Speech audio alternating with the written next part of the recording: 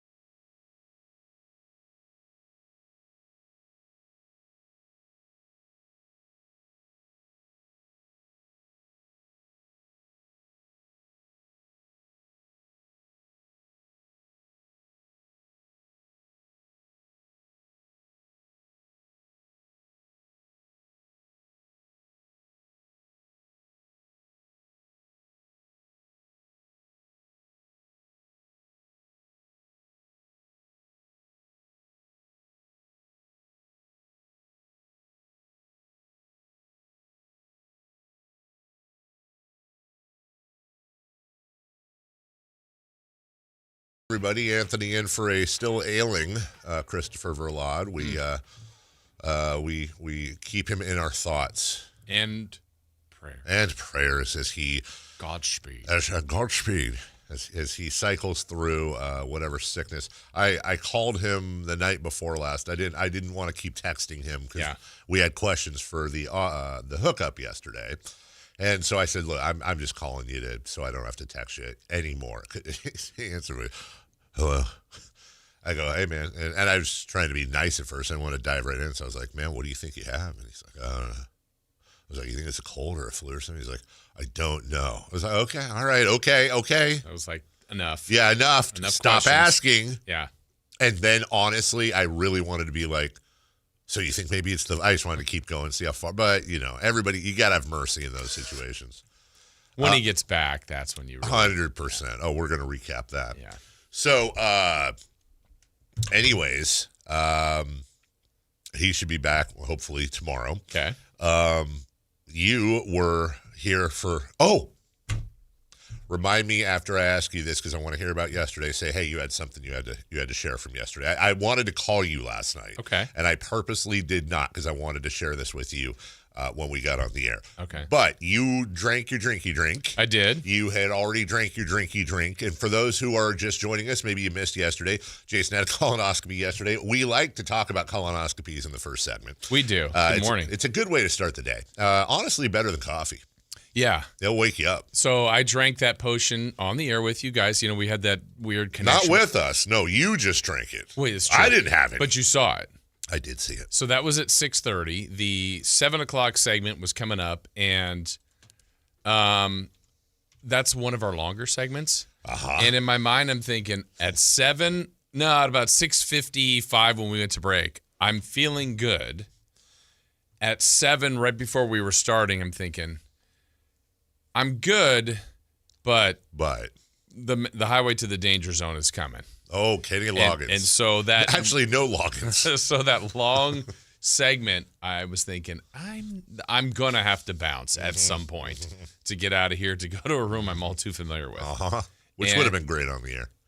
Which ended up being very true. My instincts were right. Yeah. So I would not have made these. And so basically from 7 o'clock till, I don't know, 9:45. It's just a constant trip back and forth. Yes. It's like everybody's got that trigger when they know, oop, something's happening. Oh yeah. So it's like, all right, go, and DEFCON you go, 1. and then you're there for a while, and you go, okay, I'm good, and then you're good. You move on. Got to go back. Right. And so that's what everybody says is the prep is the worst. It is, I guess. That's not normal. Very much like the show. The prep is the worst. Yes.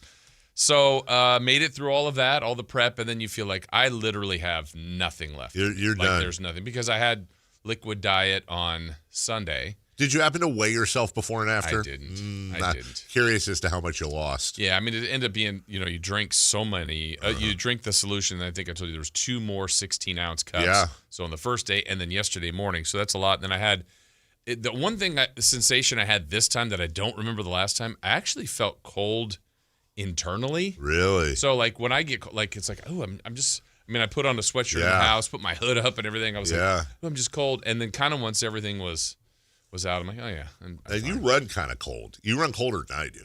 Well, it's this spot right here. Because over there, I'm never cold. It's weird. Really? Okay. It's just a weird thing in this room. Anyway, so made through all that and then drove over to the place. Were you worried before you drove over to the place? Like, what if this happens while we're in the car? No. You feel like you're tapped out. Yeah. Now, for that example, we got to the place and I'm like, I think do I have something?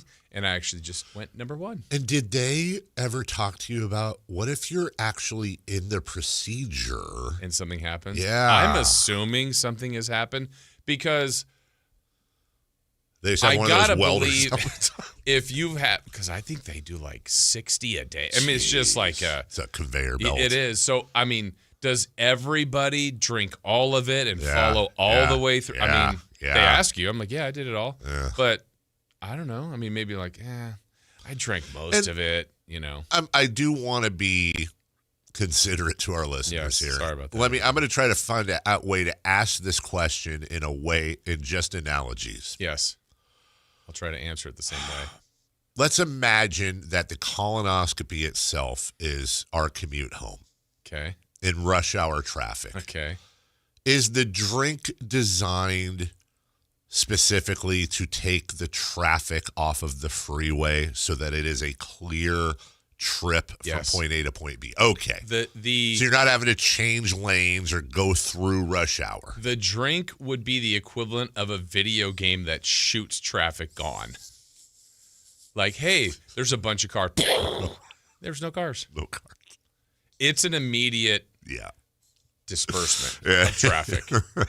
So you know what I have? I have the police escort to the stadium. There it is. Okay. Yeah. You've got the sirens ahead of you. And There's red lights everywhere, but I'm getting there. There's flares in the roadway. But if you stop, you have a problem. Yeah, you have a big, that convoy needs to keep going. It needs to keep going. Just keep the forward progress moving. So you went in, and I feel like you texted me like a half hour later or something. Yeah, so that was the fascinating thing this time. So I said, you know what? I remember it being very quick the last time. Yeah. I remember being awake. I think I told you about that. I was alert. I was watching the monitor. Yeah. So this time, like once you go to the back room, they basically put you, they ask you all these questions, whatever, height, weight, or, birthday, blah, blah, blah. What are you here for? Then they give you the socks, the gown, and a cap. I'm like, why do I do you have a cap? Of all people, me, but anybody. Why? I mean, I'm not making food. Great point right there. So, Yeah. Got a little breeze in the back because everything is gone. How And you doing? Just laying on the bed. Then they come, multiple people come back in, check your birth date again, and this is who you are. So then the anesthesiologist came in. I was just here for my flu shot. Oh, you know what? I was dropping lines all. I'll bet. You kind of have to. Yeah, the lady was funny who was doing. So they put an IV in you because they got to put the sleepy stuff in you, the propofol. And so she goes, I do a lot of extra tape. I'm like, come on, I got like some extra hair on my. This is gonna be the worst part. She goes, I'm gonna hear you screaming. So anyway, but when the anesthesiologist came in, he said, I told him that last time I was pretty alert. He's like, oh great. He goes, well, you must do well with it. I go, I don't know. I've only had this. I've had it once. So he says, well, at the end, he's done everything. You have asthma. He's asking all these questions, and no. At the end, he says, all right, well, I do. Or here's the opportunity for me to tell you about the risks of anesthesia. Would you like to, it's your right to waive them or whatever. And I kind of look at him. I said, you know what? Ignorance is bliss. That's right. Same I'd rather here. not know. I don't want to know. And then he looked at me. He goes, you're funny. And I went, well, at this point, I'm doing the procedure. Yeah. You could have told me 900 things could happen. And I'm like, I'd rather not know. You're in the start of the roller coaster where they put the little strappy thing down. Right. Here's what could go wrong. Yeah, I don't want to know. No. I don't want to know that. Yeah. If it goes wrong, it goes wrong. Me knowing in advance is only going to make me anxious. Yeah. So I didn't even think of it again. And then the next thing I know, the people came in, the drivers of the car, they took me to the separate room to do the procedure. So I had my phone, and they said, now is where we're going to need you to put your phone away. Because like I had my bag of clothes. Because you were going to live stream. Yes. Yeah. So I hit the timer. I just wanted to see how long. Good call. So then they put the phone underneath. Yeah. And I remember going to the back room. So they talked to you a little, again, what's your name, your date, all that stuff. Everybody's quadruple checking. They got the right person. Right. This is what we're doing. I said, okay. Then the anesthesiologist like, okay, I'm going to start the medicine. I'm like, okay. And this time, out. Next thing I remember, hey, you're in the recovery room. Huh? Hey. What? All right. Okay, so I was not awake this time. Wow. And she's that lady was very nice, completely different nurse, different room now. I'm like, hey, what'd you do back there? Right. Would you like something to drink? And so now I'm loopy and trying to be funny. I'm like, absolutely. She goes, we have apple juice or grape juice. I said, yes. Yeah. She goes, no, which one? I said, Scotch. Yeah. And then she's like, okay, can we get you apple juice? And I was like, okay, I'm not being funny to you. No, said, we got other people coming in there, comedian. I'll take apple juice. And then she goes, are you hungry? I said, I am. Do you have ice cream? Did they? No. Oh. And she goes, is that the first thing you're going to eat? I said, probably. And she goes, where do you go for your ice cream? I said, I'm having all 31 flavors. So I was a little loopy pants. That's great. And then pretty much when I drank the drink, she said, I'll close the curtain. You can get dressed. And then they wheel you out because you might be a little wobbly. But I mean, I stood up and put my clothes on and put my shoes on. You think they'd have somebody in there to while you're putting your clothes on, just in case you fall down? To your point, actually. Yeah. So if they're wheeling you out, if they're wheeling you out, then you're being asked to stand on one foot while you put your drawers and your pants on. Yeah. Okay. And I jumped in. Come on, right? As we all do. You put your pants on two legs at a time. Exactly. Take me to the car because they won't let you drive home. All right. Though I felt like I could. Was your wife there to? Was it your wife giving you a ride home? Oh yeah, which you guys shared an incredible laugh the day before at my expense. Anyway, so then I get in the car and I go, ooh, my phone. Boom, hit the stop, and I looked, and that was the time I sent you. 49 minutes and 41 seconds. That's fantastic. From when I started the timer, so I hadn't even been in the back room yet. Yes. Procedure, out, in the car, driving home. And she was laughing at me because I was still a little bit of loopy. Yeah. But then by the time I got, it's like you can almost feel it like calming down by the minute. Started, fell asleep, woke up in the car under an hour. Under an hour, and I would even say I don't know how much time was wheeling me back, which I don't know, a minute, 2 minutes, and then putting the clothes on, wheeling out. So I would say you could probably shave off almost the 9. I bet it was 40. I think the most amazing thing about that is not even just they got the procedure done that quickly, but that they somehow worked the drugs to where you were asleep for not a long time at all, obviously. You weren't like out for 2 hours. No, and I've had, a buddy of mine had it, and he was like, they couldn't get me awake. I was like for hours or something. I'm like, okay, so they hit the right amount where I was out, but I was up and good. When you got up and walked out, if you didn't know what had been happening, was there any, not residue, that's the wrong word. Would you have known that there was something probing you? Not at all. You couldn't feel anything? There was, okay, good. I would say on the discomfort level, if there's anything through it, honestly, it's, I'm trying to think of the best way to explain it. The amount of times that you go is such an abnormal amount that you need to clean. Right. And so that's a little sore. Oh, we're talking sandpaper. That's a little sore. Yeah, a little bit. Yeah. You got a little dabble, do you? But I'm not thinking that at the beginning. Of course. And then it's like trip 5, you're like, ooh. Yeah. And then yesterday morning was like, oh man, it's like but then that's where you need a bidet. Yeah.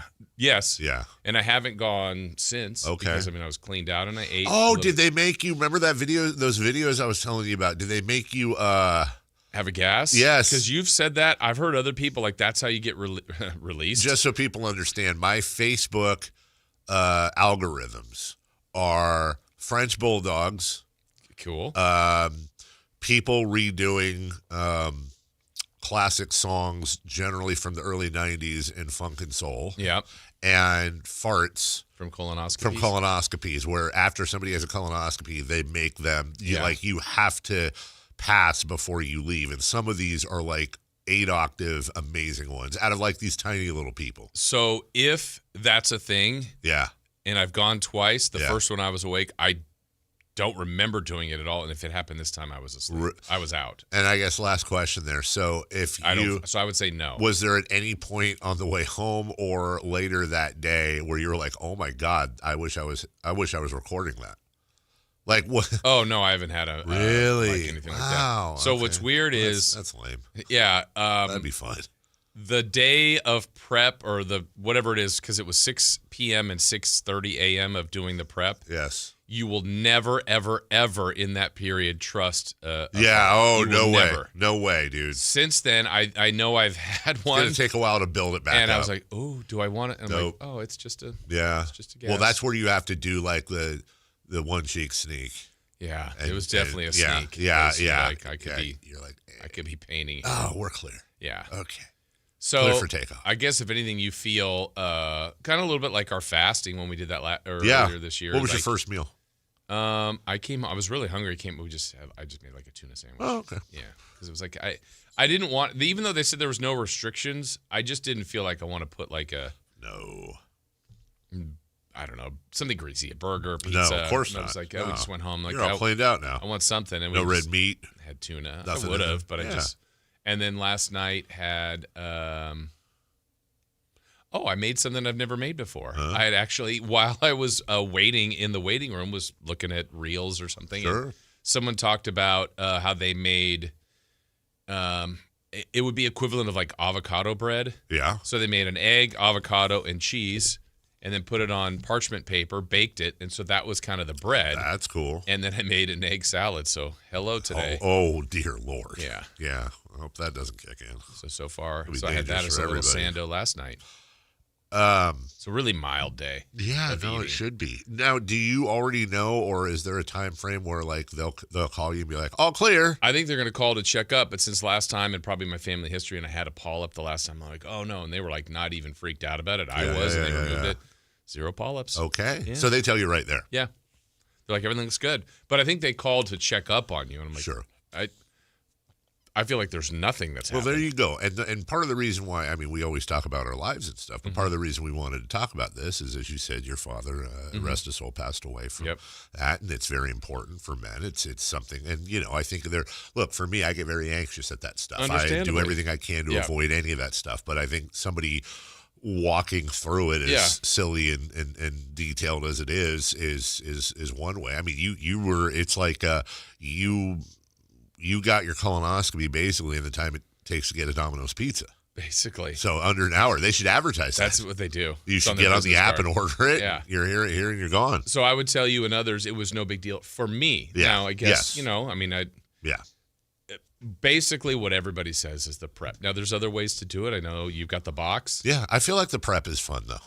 It can be. I would enjoy that. Like I had one this morning, and it was like I was doing Lamaze, and then afterwards, you will not have Lamaze. You're dabbing sweat, and you're, thank you, Lord. And there's like that one point where you're like, am I going to actually die? Yeah. I can't stretch that far. In this case, your water broke. My water broke for sure. I'd rather have yours than mine. Yeah. Well, good. Yeah. And your wife and I did share a fun moment. That was funny because that was really where funny. You could imagine where I was. And you called on Sunday night. I was on my way back from the golf tournament meet and greet event, and I wanted to check in on Jason. And I heard her say, that's your phone. I said, okay. And she goes, it's Carmichael Dave. You want me to answer it? I said, yeah. Yeah. And then all I hear is her laughing. She puts it on speaker. You're laughing. I'm like, what was said? Basically nothing. Nothing. That's what she said. She picked up I knew you were in the danger zone. Yeah. And then when she picked you, hello. I think you said, oh, no. And then started laughing. That's exactly what I did. She laughed. I'm like, what is it? There was only one reason for her to be picking up the phone. And I knew it, and I knew that she knew it, and she knew that I knew it, and we're just laughing. That's what she said. I don't think we said a word. She goes, it was so funny. He's laughing. I started to laugh. I couldn't stop. Oh, thanks. I couldn't stop laughing. You couldn't. Like by this time, I have the phone, and you're still laughing. I'm like, she's gone.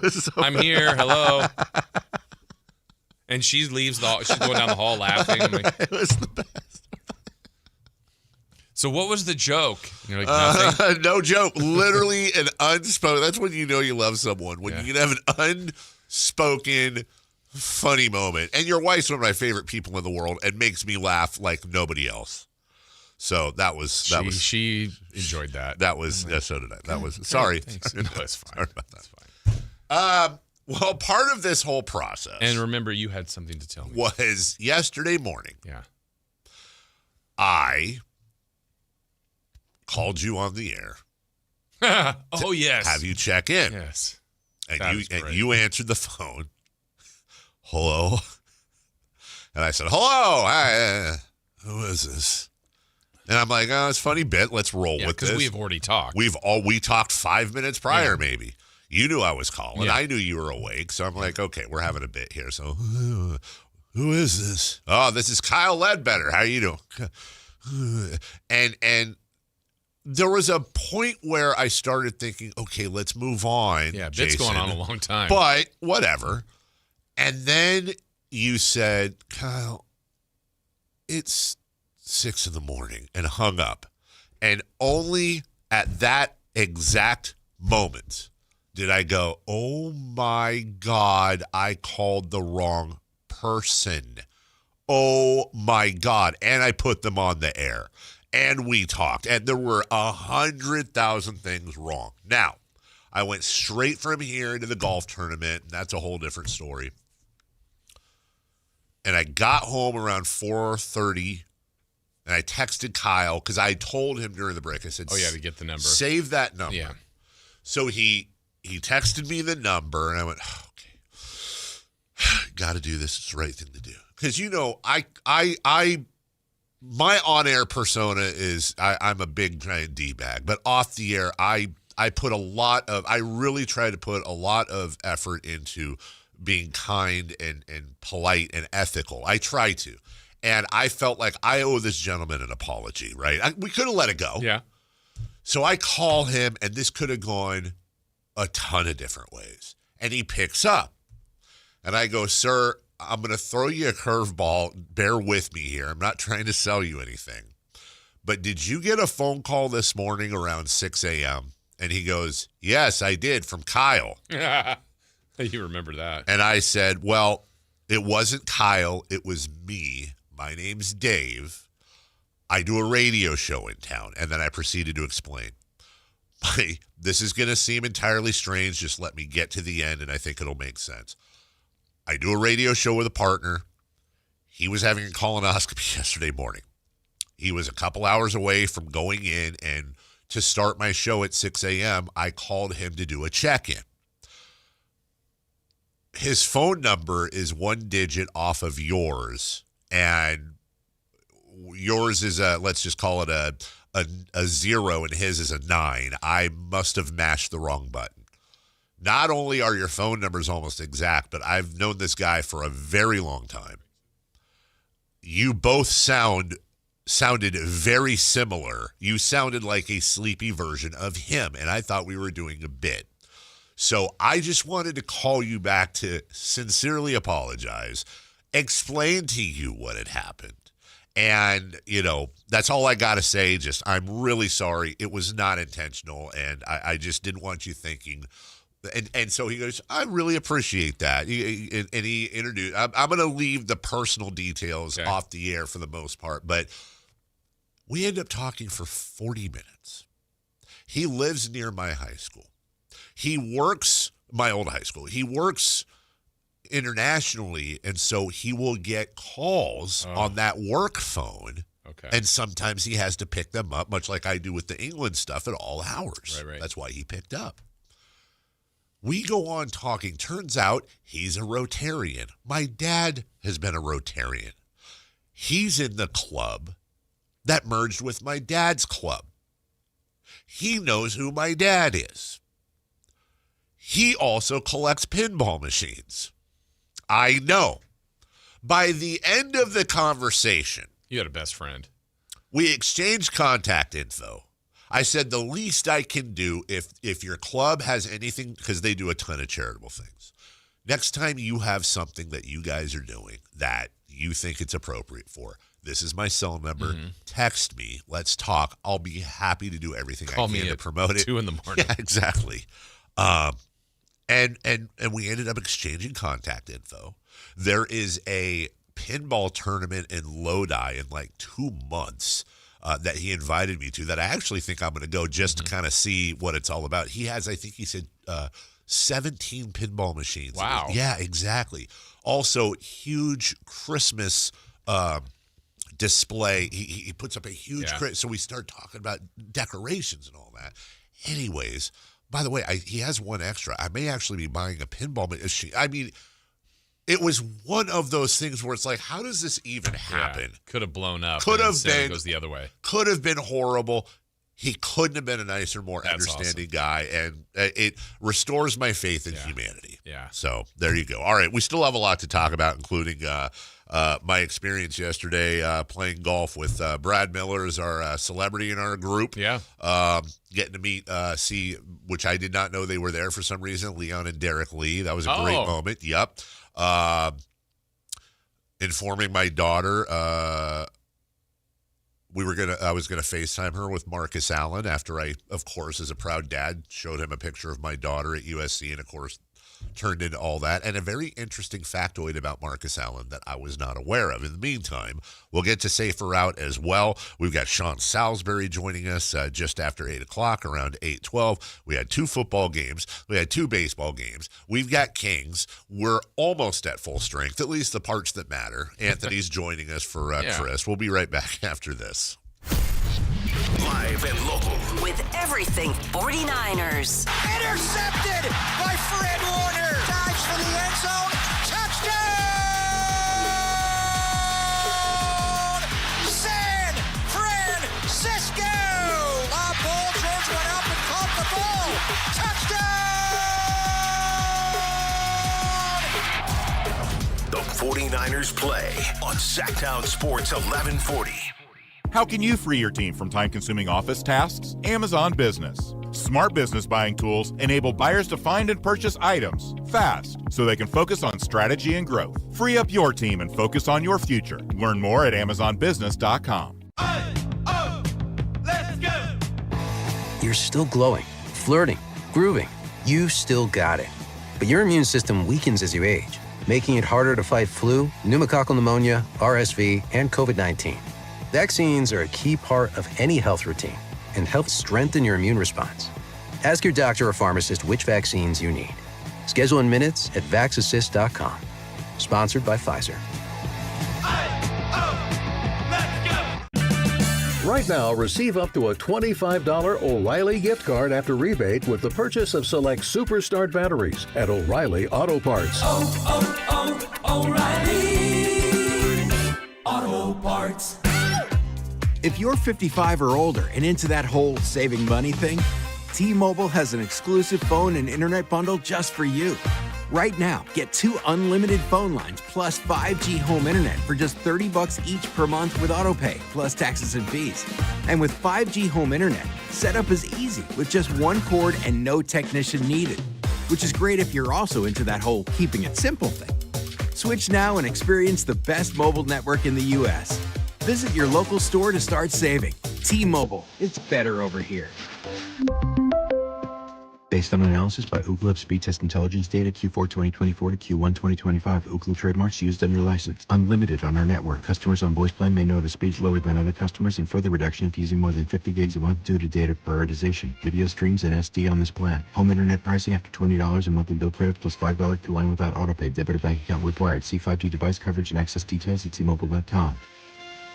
Capital Casino, Sacramento's #1 poker room with primetime football. It's back. Capital Casino is giving away $500 per game in high-hand bonuses for every Sunday, Monday, and Thursday night primetime game, offering the best food, best service, and the best action with the most variety of games in the region and conveniently located at 411 North 16th Street in downtown Sacramento. For more information, log on to capital-casino.com, and please gamble responsibly. 1-800-GAMBLER. Remember when they used to ask, what do you want to be when you grow up? At Bank of America, we ask every day, what would you like the power to do? When you work here, you help build businesses, inspire communities, and forge legacies. And now we've raised our U.S. minimum wage to $25 an hour. So the opportunity to do more also comes with competitive pay. Learn more at bankofamerica.com/25. Bank of America, proud to be an equal opportunity employer. Hi, I'm Michael from the Warren Treaty. You know the jingle. Now discover the facts about Ozempic, a GLP-1. Only Novo Nordisk makes FDA-approved Ozempic. Learn about the real thing. Talk to your healthcare professional today. Call 1-833-OZEMPIC or visit Ozempic.com to view the medication guide and to learn more about Ozempic. Semaglutide injection 0.5 milligram, 1 milligram, and 2 milligrams.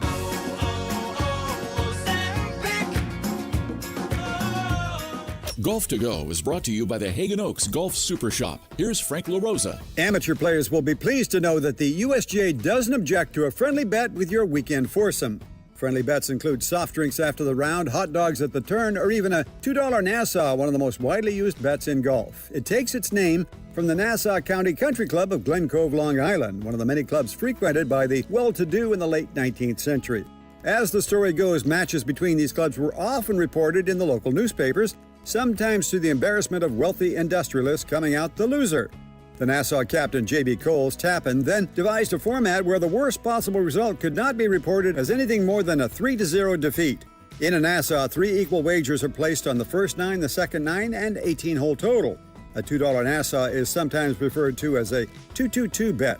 Some play better with a bet to keep their attention, others are nervous at the thought of losing. Whatever your choice, golf is a game, have some fun. That's your Golf to Go. I'm Frank LaRosa. People are coming from all over to Sacramento Chrysler Dodge Jeep Ram, from Folsom, Elk Grove, Woodland, Roseville, because they've seen for themselves the huge selection and the best prices at SacSuperstore.com. Good luck finding a lower price anywhere else. And if you do, they'll match it. It's as simple as that. Sacramento Chrysler Dodge Jeep Ram, where a handshake still means something. Open until 10 o'clock and centrally located right across from Hagen Oaks Golf Course. And online at SacSuperstore.com. The guaranteed lowest price and the best selection of Dodge, Chrysler, Jeeps, and Rams. SacSuperstore.com. Safe or out? It's time to go around baseball. 3 pitches, 3 swings. It's safe or out on the Carmichael Dave Show with Jason Ross.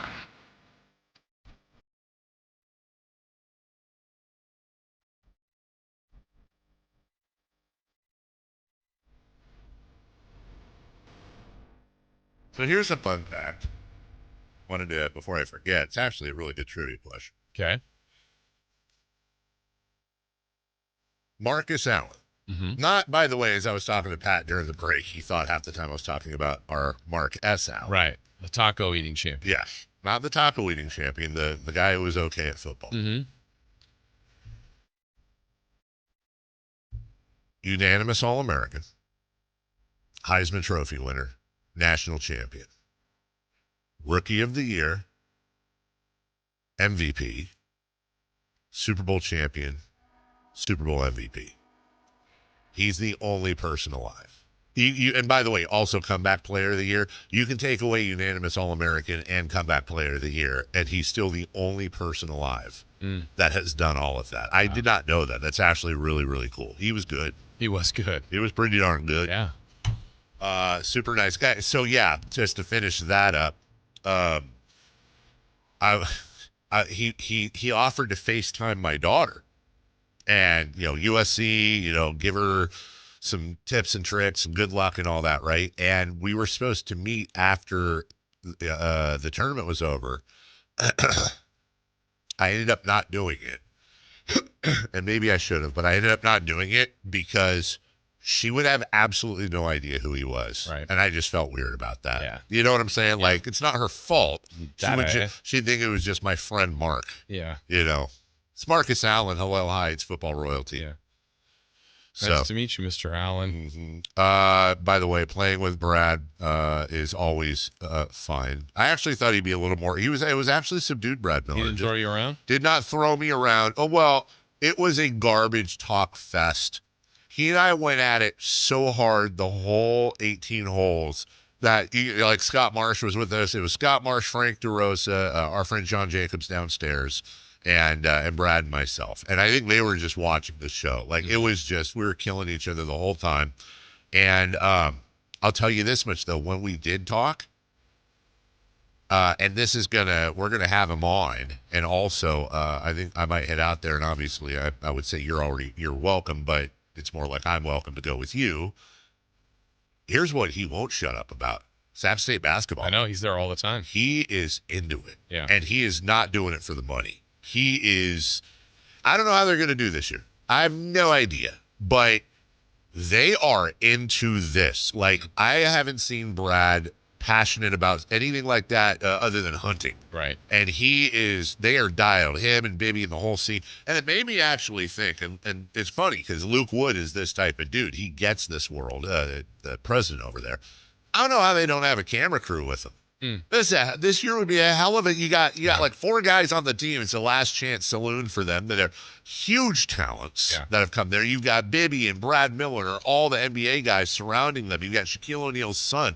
How do you not have a camera crew there? Right. What a cool doc. How would you not want to watch that? This, and again, all respect, but this basketball program out of nowhere in a world where no one talks about that program, and you've got Mike Bibby and Brad Miller, and you've got these guys and the players, and I would watch the hell out of that. And I don't think that's because I'm biased. So come on, Amazon, Netflix, get Hulu, it together. FX, KCRA. I don't know. Safer out. Question 1. Milwaukee lost game 1, 2-1 to LA. Yes. Safer out, the Dodgers are inevitable. I hope it's out, but man. Just watching that game last night, just hate watching the end. Yeah. It's like, okay, yeah, it's 2-1. Yeah, bases are loaded. We all know what's going to happen here. And then, of course, it happened. Stupid Blake Snell is basically like Sandy Koufax and, Greg Maddux had a baby, and here we go. Stupid Dodgers. I want nothing more. I want nothing more than a Brewers-Mariners World Series, and I could even handle a Brewers-Blue Jays World Series, but just not the stupid. Please don't make it where 3 of the 4 teams left are acceptable or awesome World Series champions, and it ends up being the stupid Dodgers. Yeah. But here we are. Look, they create your breaks too, but they got one in the 9th, that ground rule double, because that's a run scored. That's probably a triple. The next one's a sac fly, tie game, and it just. Yep. And you saw that double play? Yes. I've never seen anything like that. Yeah. And I didn't know what the hell the rule was. And, yeah, that was a goofy game, dude. Yeah, and that extra run they got in the 9th, it's just anytime you tack on, that's always a big deal, and it helped them. And, yeah, lost home field that quickly. But Milwaukee's good. I wouldn't say it's inevitable, but it's starting to feel that way. Uh-huh. Because actually I thought Philly might beat the Dodgers going in to that series, and then the Dodgers found a way. Question 2, second base. In the bottom of the 9th, Bryce Turang was almost hit by a Blake Treinen pitch. Safer out, Turang should have let the pitch hit him. Okay. Safe. Of course safe. 100% safe. But also safe with a big Empire State Building size asterisk. Like, of course he should have let the pitch hit him, but that's like that's a real easy thing to say from a radio studio. Anyone blaming him for getting out of the way has never been on the wrong side of a 90-mile-an-hour fastball, much less 97 or whatever the hell Treinen was throwing on that pitch. It would have been great. But to have that, it's not even a matter of like baseball IQ. Right. And to be fair, like there are guys in the past, it is all instincts. You honestly, it's something where even if the manager called you over before and be like, hey, he's a little bit wild. So if he gets inside, man, just, don't be obvious about it. But if if it's coming at you, don't, just move your upper body, but take the pitch. Even if there was a plan to do that. The body's natural reaction when something is coming at you 100 miles an hour is, in fact, to move out of the way. So, yes, of course he should have taken it. It would have been a tie game, and who knows. But I don't blame him one iota for getting out of the way. Yeah, it is. That's it. I mean, in hindsight, he'd replay that. He'd get hit. But also, that would not feel very good. But you'd still take the hit, get the run in, tie the game, see what happens. There's other instinct plays like that. I was thinking about that last night. It's the equivalent, Dave, to a 4th down, let's say, and team's trying to go for it. They decide to pass. They're in trouble. They just heave one like 50 yards downfield, and it goes right to the DB.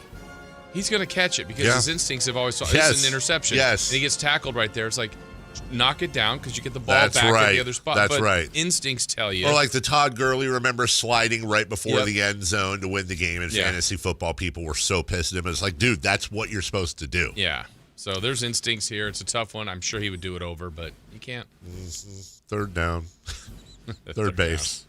The Mariners took a 2-0 lead, winning both games in Toronto. Safe or out, this series is over. O-U-T. Out. No way is it over. Oh. First off, the Blue Jays went 3. They were showing a stat yesterday. Blue Jays went 3-0 in Seattle this year and just dominated them. Secondly, it's baseball. Make no bones about it. The Mariners are in firm control of this series and probably a fairly heavy favorite to win the ALCS now. But it's baseball. This isn't football or basketball where those home field advantages are really pronounced. Toronto could very easily go there and win one, win both. I mean, we've seen this before. I would say out. It is not over, but the fat lady she's drinking some lemon honey water. She's preparing to prepare for warming up. Yeah. And by the way, that would be the first World Series the Mariners have ever participated in. And if, to me, the Mariners are close-ish to the Kings, right? There would be Kings fans right now that would go, oh my gosh, 2-0, coming home. We are in great position, where others would be like, easy. This is something this organization has never done. This franchise, at least here in Sacramento, and I'm sure Seattle people are thinking, we've had better teams than this that didn't get there. There is a Seattle's Whitey Gleason this morning that desperately wants to do a bit where they have a funeral for the Blue Jays. And all his colleagues, unlike here, are trying desperately to talk him out of it. Yeah. They should feel great, but they're not there yet. No. But they are firmly in the driver's seat when it comes to this series. Thank you very much. As both the Mariners and us drive into fall. It's the Drive into Fall event going on also at Hoblet Dodge Chrysler and Jeep Ram. Just like the rain was falling yesterday. Yeah, prices are falling at Hoblet like never before right now. Save up to $13,000 off MSRP on the brand new 2025 Ram 2500 heavy duty of your dreams. Make that dream a reality. You will not find a better selection of Ram heavy duties at prices like these anywhere in good old California. Got hundreds of new Rams available and more arriving every day. Hundreds of new Rams. Think about that for a second. Why does that matter?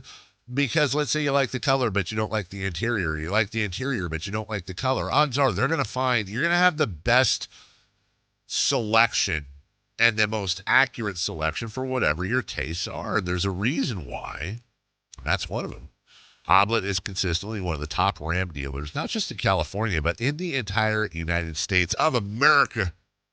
Come see the Hoblet difference. Get that big city selection and savings with the small town feel. Search, select, and save through their whole inventory at HobletDodge.com. Unbeatable prices, unbeatable selection. Nobody beats Hoblet, period. We'll take a break. When we return, we had not one but two Monday Night Football games last night as well, and both underdogs. I think both underdogs. Yeah, both underdogs. One, we've got audio for you, and another little sharp knife in the back of 49er fans. We'll talk about it next. For the latest from Kings training camp. Tune in to Sactown Sports 1140. With 25 award-winning years in Northern California, Ashton & Price is your local injury law firm. Pro attorney tip, if a firm presents as local but they're in LA, red flag. If your first consultation is not with a lawyer, big red flag. At Ashton & Price, your first consult is with a local attorney, and if serious injury prevents travel, a lawyer will come to you. Still not enough? George Washington's my uncle. At Ashton & Price, no red flags, just red, white, and blue. Remember, for the best advice, don't think twice. Call Ashton & Price. Confidence is knowing you're ready to handle whatever comes your way. That's what it feels like to take on your workday with Cintas. They make sure your AEDs are up to date. Your fire extinguishers are tested and inspected. Your floor mats are cleaned and delivered. And your workwear looks good, feels good, and is freshly laundered with the Cintas Apparel Plus program. So are you ready to take on today? Visit Cintas.com. Oh, I'm ready! And get ready for the workday. With Progressive's collision coverage, my family gets up to $1,000 for vet bills if I'm injured in a car accident. And that makes this Chihuahua really feel like part of the family. What's that? I don't sound like a Chihuahua? Oh, I'm sorry. What exactly am I supposed to sound like? I guess all Chihuahuas are high-strung, riding around in expensive designer purses. Actually, I prefer riding in cars. So I appreciate that my family protects me with Progressive's pet collision coverage. Okay, maybe I am a little high-strung. Progressive Casualty Insurance Company and Affiliates. Not available in all states. Coverage for dogs and cats is included with the purchase of collision coverage and is subject to policy terms. At Power Business Technology, we're not another big box corporation. We're your neighbors. Locally owned and operated. We know what businesses like yours need. From reliable printers to high-performance copiers, we'll help you find the right solution with personal service you just can't get online. Need setup or support? We're just down the road and always happy to help. Power Business Technology. Family hometown service with big-time solutions. Contact us today for all your business printing needs at 844-POWER-BZ. That's 844-769-3729 or visit us at powercopiers.com.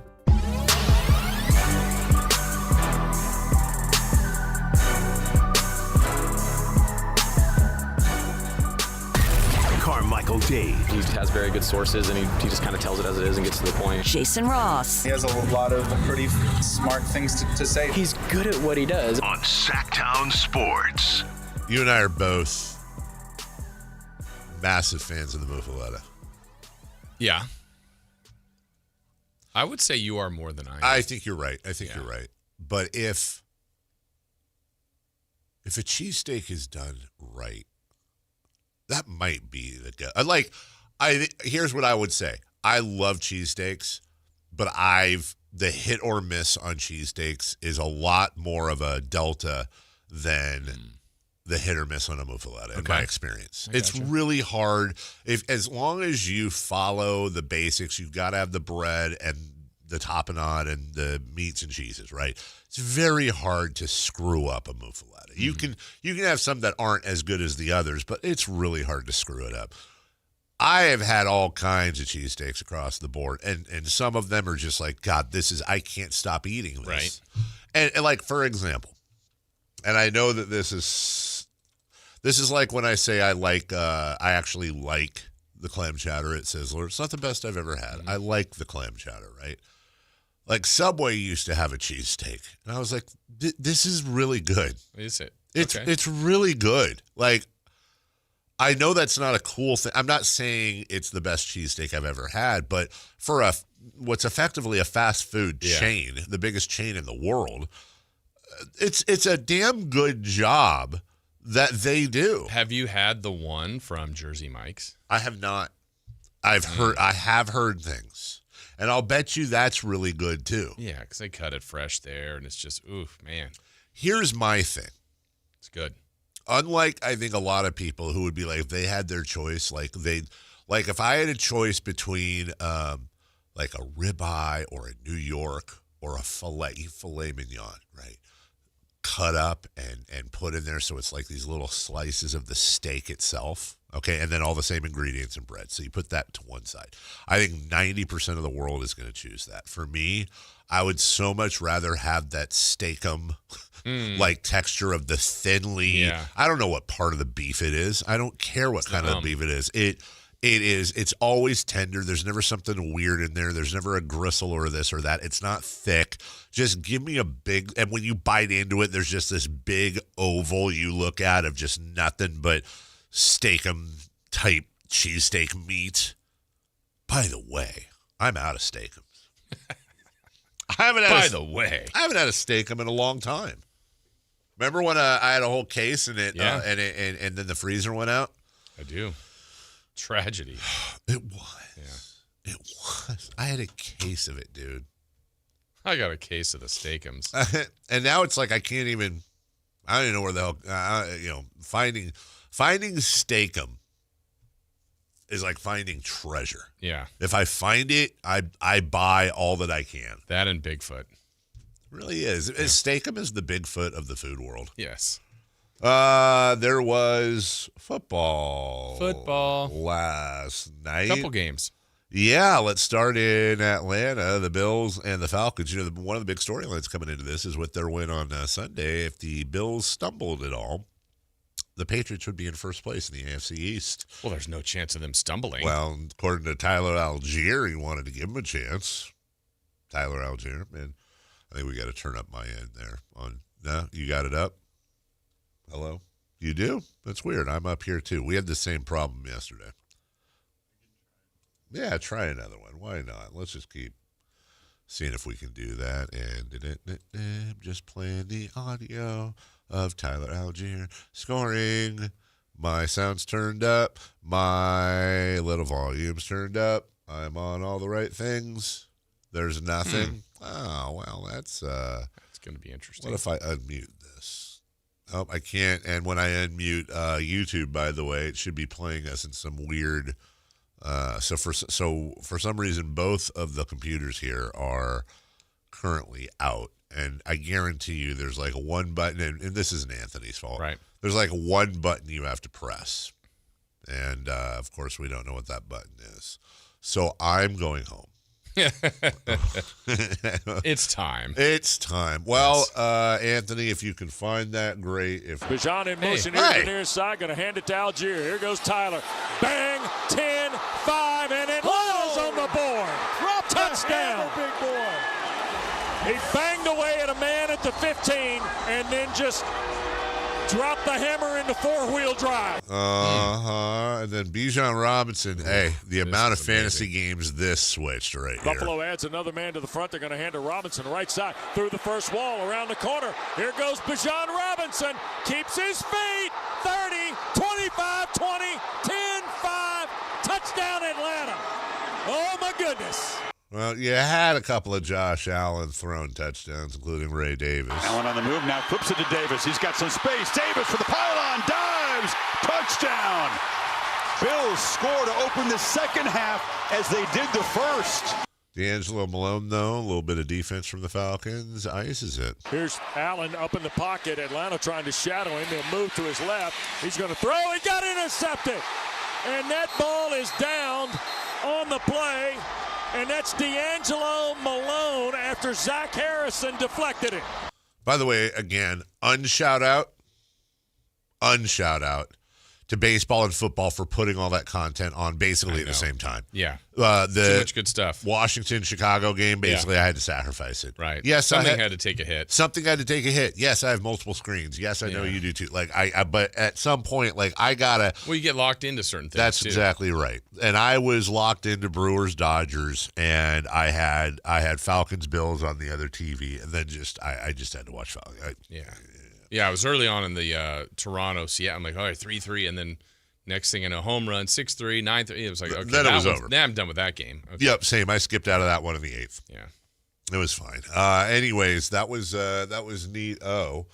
For the Falcons, and neat for, as we said, the Patriots. We're going to get into this a little bit later, but the New England Patriots are 4-2, tied with Buffalo atop the AFC East, like we predicted. Just like we predicted. And they, in fact, do have the tiebreaker based on their win in Buffalo. Both are at a plus 30-point differential. Wow. The Patriots have won 3 in a row. The Buffalo Bills have lost 2 in a row. And what's even crazier about that, both of the Patriots' losses came at home to the Raiders and the Steelers by combined 14 points, 7 points in each. They now are, 1, 2, 3. Yep, that's right. 3-0 on the road, including a win in Buffalo. So they've got the Titans next. Then they have the Browns. And then speaking of the Falcons, Patriots-Falcons, I'm now all of a sudden looking ahead to November 9th when it's the Bucs and the Patriots. Wow. What a game that'll be. Followed by, Jason, listen to this. Followed by home Jets at Cincinnati, home Giants. Then they get a rematch with the Bills, at the Ravens, at the Jets, home Dolphins. That's the Patriots' schedule. Wow. Like, are we sitting here right now with this team at 4-2, 5, 6? Let's call that 6-3, 7-3, 8-3, 9-3, 10-3, 10-4, 11-4, 12-4. Are we looking at 13-4 Patriots team? That's a playoff team easily if they're doing that. Easily. Is Drake May basically Tom Brady at this point? Yes, better than. I mean, what did Brady do? What, the announcer? Yeah. Because that's all I know, about him. I have one highlight and one highlight only to play from the Bears Commanders game, and it is this one. This will be a 38-yard try between the hash marks. In the rain, in the wind. Our version of the Hail Mary. Scott Daly sends it back. Spot down. Kick up. Jake Moody from 38. It is gone. Time expires. And the Bears win. Their third in a row for the first time in 5 seasons. Off of Jake Moody. We haven't even met Jake Moody yet. Literally, welcome to the team. People were, I think it was DeAndre Swift introduced himself to Jake Moody on the sideline. Moody had been signed or promoted from the practice squad 7 hours before game time. I saw a lot of Niner fans, upset about this, or just let me speak to fellow Niner fans right now. This is the best case scenario. You have you have many reasons to be upset. This is not one of them, and allow me to explain. Jake Moody was, as we know, Jake Duty when he played for the Niners. He sucked. He was unpredictable. Well, Eddie Pinheiro has been awesome. Incredible. We found our replacement kicker. This second most accurate kicker in the history of the NFL was for some reason on the scrap heap. We have solved, knock on wood, our kicker issues. And you know what? Why wouldn't you want Jake Moody to go on? That's fine. Yeah. Good for him. It didn't work here. Obviously, something was in your head. Go on and be successful. And he's not even their full-time kicker. Yeah, I think the counter would be, you still want Moody? And I don't think Niner fans would, You want to make a switch? Yeah. It's not like if Pinheiro was sucking, then okay. Yeah, I get the spiral started with Moody. You didn't fix it. They fixed it. This is fine. Yeah. This is fine. Don't wish ill will on him. Don't wish ill will or healthy will. Yeah. We'll take a break. When we come back, top of the hour, 3 for Madness. The coaching rankings for the NBA came out, CBSSports.com. We'll let you know where Doug Christie ranks. Also a team that has once again caught my eye in the preseason. And we'll get back to the Keegan Murray stuff, including practice audio. We'll do all that right after this. This is the story of the one. As a safety manager at a manufacturing plant, he does everything he can to keep his coworkers safe. From finding ways to reduce risks to keeping safety supplies in stock. And for that, he relies on Grainger. Grainger offers a broad range of quality products and next-day delivery, so he can always play it safe. Call 1-800-GRAINGER, click Grainger.com, or just stop by. Grainger, for the ones who get it done. I'm still going for it, even with higher stroke risk from atrial fibrillation and a regular heartbeat not caused by a heart valve problem. Over a 3-year study, Eliquis apixaban tablets reduced stroke risk better than warfarin, and over 97% of Eliquis patients did not experience a stroke. A first stroke occurred in 2.9% of warfarin patients versus 2.3% of Eliquis patients. Don't stop prescription Eliquis without asking your doctor. Stroke risk may increase. Eliquis can cause serious and potentially fatal bleeding. Don't take if you have an artificial heart valve, abnormal bleeding, or antiphospholipid syndrome. While taking, you may bruise more easily or bleed longer. A spinal injection increases blood clot risk, which may cause paralysis. Get medical help right away for unexpected bleeding or bruising, or back pain, tingling, numbness, muscle weakness, or incontinence. Aspirin products, NSAIDs, SSRIs, SNRIs, and blood thinners increase bleeding risk. Tell your doctor about planned medical or dental procedures. Learn more at Eliquis.com or call 1-855-ELIQUIS. For 77 years, the Keys family from Naturewood Home Furnishings has been serving families just like yours and mine. Hi, I'm Frank LaRosa with Golf to Go. The Naturewood team takes great pride and significant effort to offer Northern California families a vast selection of home furnishings, most of which are made right here in this country. The kitchen table, which we purchased so many years ago, speaks to the enduring quality of the Naturewood product lines. We treasure memories made seated around that table with family and friends for birthday celebrations, school projects, and many late-night meals when the day just got away from us. Naturewood has provided thousands with home furnishings that not only last for generations, but also lead to everlasting memories of cherished times. Visit Naturewood Home Furnishings now during their 77th anniversary sale and get started making your own brand of memories. Meet the Keys family at Naturewood Home Furnishings off Highway 50 at Hazel. look for the water bill. Hey, it's Carmichael Dave here, talking to you about my good friends at American Energy Heating and Air. Now, they're upgrading their offerings to you to include plumbing, bringing that same expertise and experience into the plumbing space. They're no longer just heat and air. They're now your American Energy Home Pros. And you've heard me talk about them for years as your second opinion partner. Now you can still get a second opinion on any HVAC service or replacement, but now you can also get a second opinion on any of your plumbing services. And when you really think about it, how do we know how much it's supposed to cost? At the very least, you'll know you're in the ballpark, and I can all but guarantee you they'll beat the price. They'll come out for free. They'll give you a second opinion. And all you got to do is give them a call, 916-520-9990. That's 916-520-9990 or AmericanEnergyAir.com. Serving the greater Sacramento area since 1981. American Energy, making the uncomfortable comfortable. With the new IHOP value menu, $6 is all it takes to go to your happy place, where stacks of pancakes with bacon and eggs are just $6 every day. French toast, sausage, and eggs are, you guessed it, $6.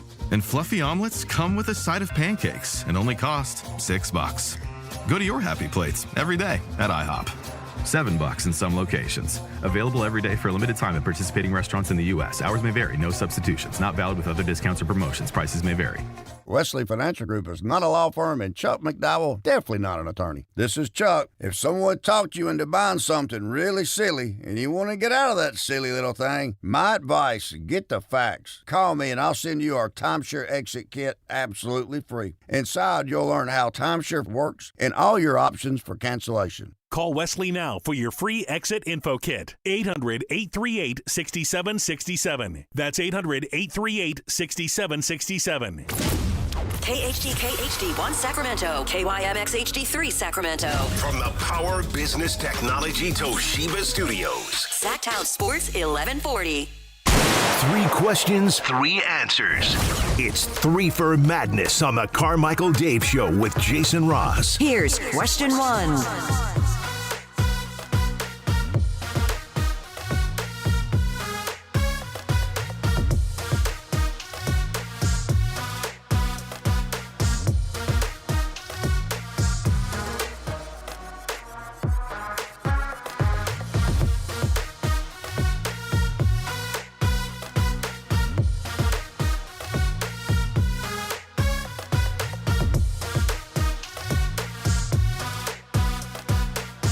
For Madness.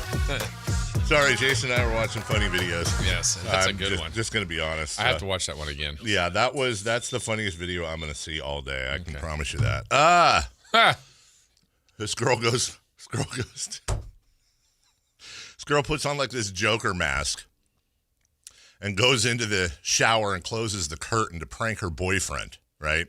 Who's going to come in and take a shower. So the whole point is he's going to open up the shower curtain. She's going to go blah, blah, blah, blah, and just freak him out, right? Well, the turns have tabled because the boyfriend has something to do before he goes in the shower, and it is loud and long and proud. And this poor girl, and the mask made it funnier. Mm-hmm. By the way, that's a funny video. It is. 3 for Madness. Question 1. The Spurs are 4-0 in the preseason. Last night, Wemby had 27 points in 25 minutes. How good are they going to be this season? Look, let me just for fun. I didn't do this morning. I wanted to do this on the air. Let me go to 24-25 league. Let me go to preseason. Okay, nope, we're not. Come on, ESPN standings. Okay, there was one team that was undefeated in the preseason. The Golden State Warriors were 6-0. Okay. They had a fine year. The Knicks were 4-1. The Heat were 4-1. Thunder were 4-1. Celtics were 4-1. Clippers were 4-1. Rockets were 4-1. Blazers were 3-1. Jazz were 4-2. Okay, and then the Pistons, Bulls, Raptors, Grizz, Suns, all 3-2. Now, here's the context I don't have. I don't know which teams played, Maccabi Tel Aviv and, right. The whatever Scooter Banana Kangaroos in Australia or whoever plays. I don't have that context because some of those wins might be, Right. whatever. But the bulk of your, let's just call it one-loss teams, the only one that did not make the playoffs was the Portland Trailblazers. Mm-hmm. But that's not what's got me looking. What has me looking is, for example, last night, Victor Wembanyama was 9 of 13. He had 27 points in 25 minutes with 11 rebounds, 4 assists, 3 steals, and a block against the Pacers, who, by the way, played their starters 23, 24 minutes, and some of the guys on the bench that got decent minutes were also, we know these names. But it's also Stephon Castle had 14 points in 19 minutes to go with 4 assists and 3 boards. Rookie Dylan Harper, 11 points, 8 assists in 22 minutes. They don't even have De'Aaron Fox yet. I want to be very careful here. First off, I know the Spurs are not a fun topic in this town, and I'm not immune to that. Secondly, we're dealing with a team that revolves entirely around a guy who had a blood clot last year and missed a lot of time. Now, that being said, and I hope I'm right about this, I feel like a blood clot is almost a fluke. And it would be, I'd much rather be talking about that injury than like, oh, he had plantar fasciitis or a knee issue, Mm-hmm. I will make the following statement. I think this is one of those, write it on the wall and remember it. I think if Victor Wembanyama plays 72 or more games, that's an if. Mm-hmm.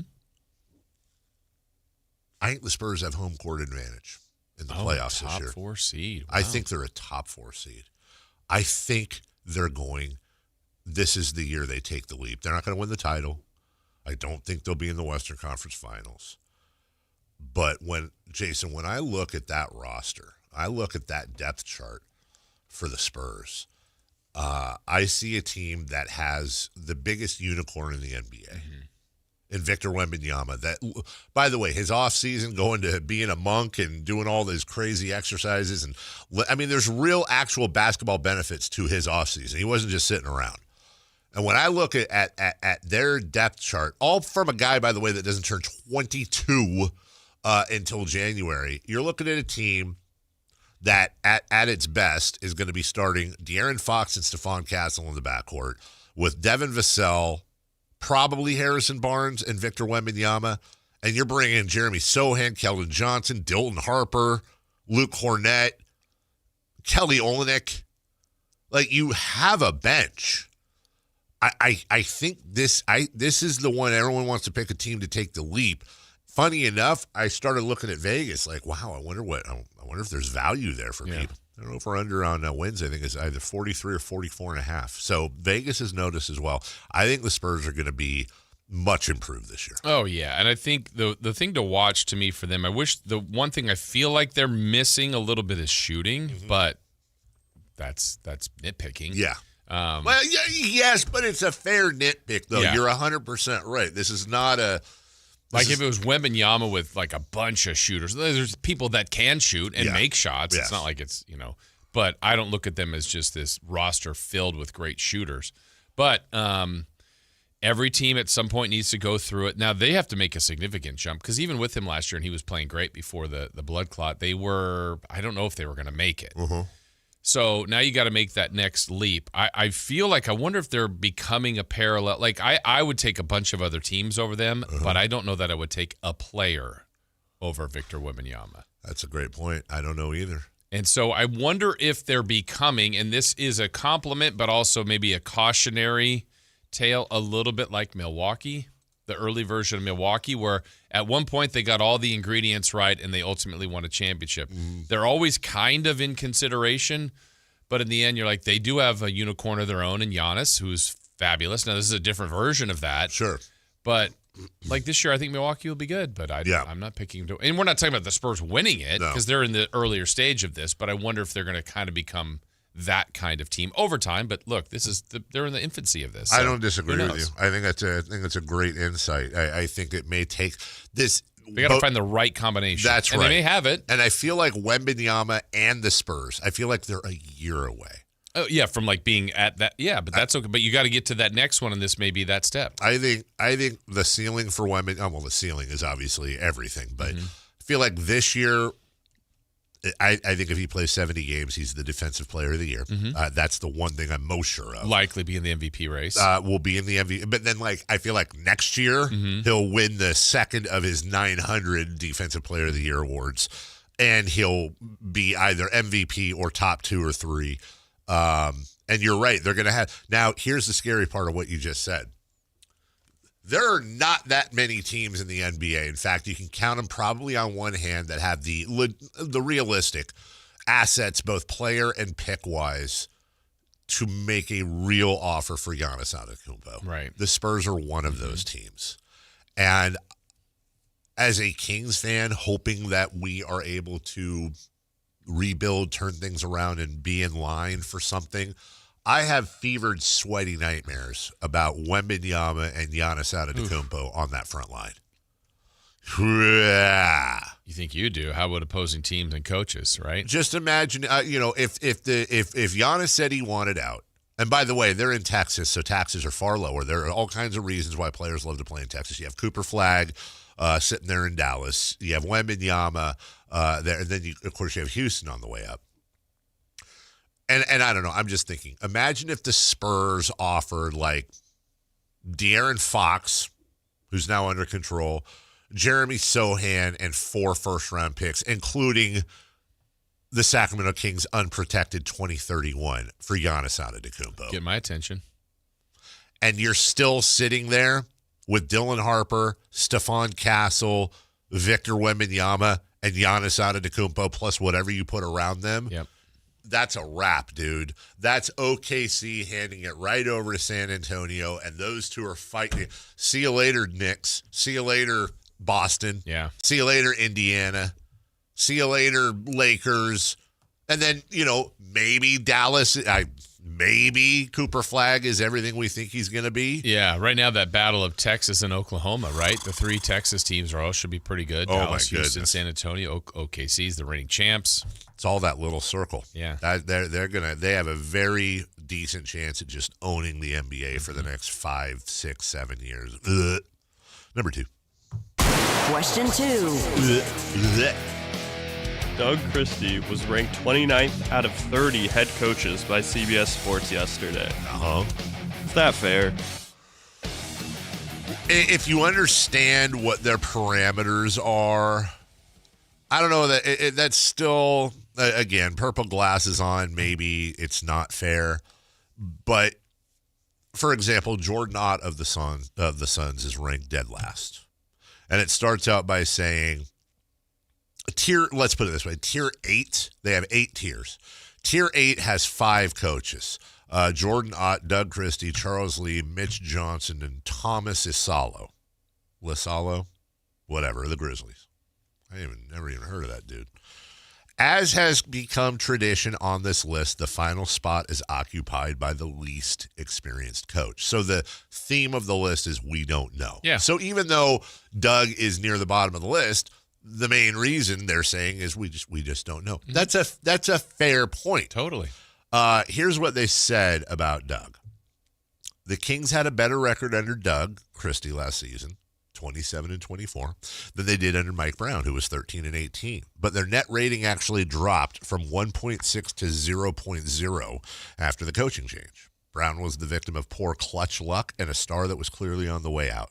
Christie had to wade through the mess of the De'Aaron Fox trade as well as the standard Sacramento nonsense. God, I hate that that's a line you can type and everyone goes, yeah. Yeah, can't debate it, really.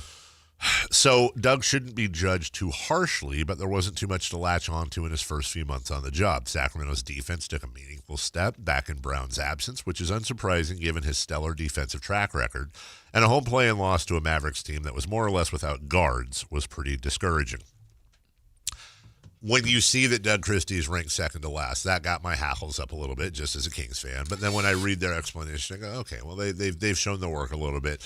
I think the bottom line is for Doug is Hey, dude, this is here are some, I wouldn't say facts, but here are things I believe are probably true. I don't think Doug Christie would have been hired as a head coach on any other team in the NBA. Doug Christie is effectively a rookie head coach. Doug Christie's rise to being, how many years ago was he doing afternoons here? Probably 4 or 5. So in 4 to 5 years, he's gone from afternoon host at KHTK to head coach and one of 30 jobs in the league for the Sacramento Kings. Now, Doug obviously played a long and distinguished career and knows basketball and is a basketball lifer, and not only played but also was one of those high IQ quarterback style players that translate very well to coaching. There's a lot of pluses to think that he could be a good NBA head coach, but he is a rookie effectively, and this is his chance right now to see how he can do. The problem with that, Jason, or the potential problem with that, is that this isn't Doug Christie as a rookie getting a shot in Memphis or getting a shot in San Antonio. This is Doug Christie getting a shot with what most experts say is one of the worst put-together teams in the NBA. So I don't necessarily know that you can grade Doug on wins and losses this year, which is unfortunate, but I think it's true. Yeah, so based on the list, I think the way you read, almost all of those guys in Tier 8 were first-year guys. Yes. Or I think Charles Lee's not. But other than that, so could he be a little higher on that? Yeah, but we're talking 27th, 26th. I mean, it's not like 11th. I mean, so what's interesting is a list like this, and that's why lists are always debatable, is if we did the NBA top 100 and guys that haven't played yet, like Cooper Flagg came in at like 50 or 48. Yeah. And played a second in the league. That's right. But there's expectations and belief that it'll be good, and I think he will be. And coaches, it's a little different because you're at the mercy of your team. Right. But Doug has a little bit of a sample size. Not the largest sample size. Yeah, but a little bit. A little bit of one. So, I mean, look, I have no issue with the list. Doug's the only one that can, and the team is the only one that can kind of change that perception. But you're not going to put, like, Steve Kerr, Eric Spoelstra, these guys that have been around. Right. I mean, this list makes sense. And ultimately, it doesn't matter. Yeah. We're not. He could be rated 30th, and maybe we might go, he's the best coach the Kings have ever had. He could be rated first, and quite the opposite. Right. Programming note, by the way, the bad news is no Sean Salisbury today, but for a good reason. Okay. The good news is he's moving back to 10 a.m. now, and will be with us tomorrow. His daughter is in labor.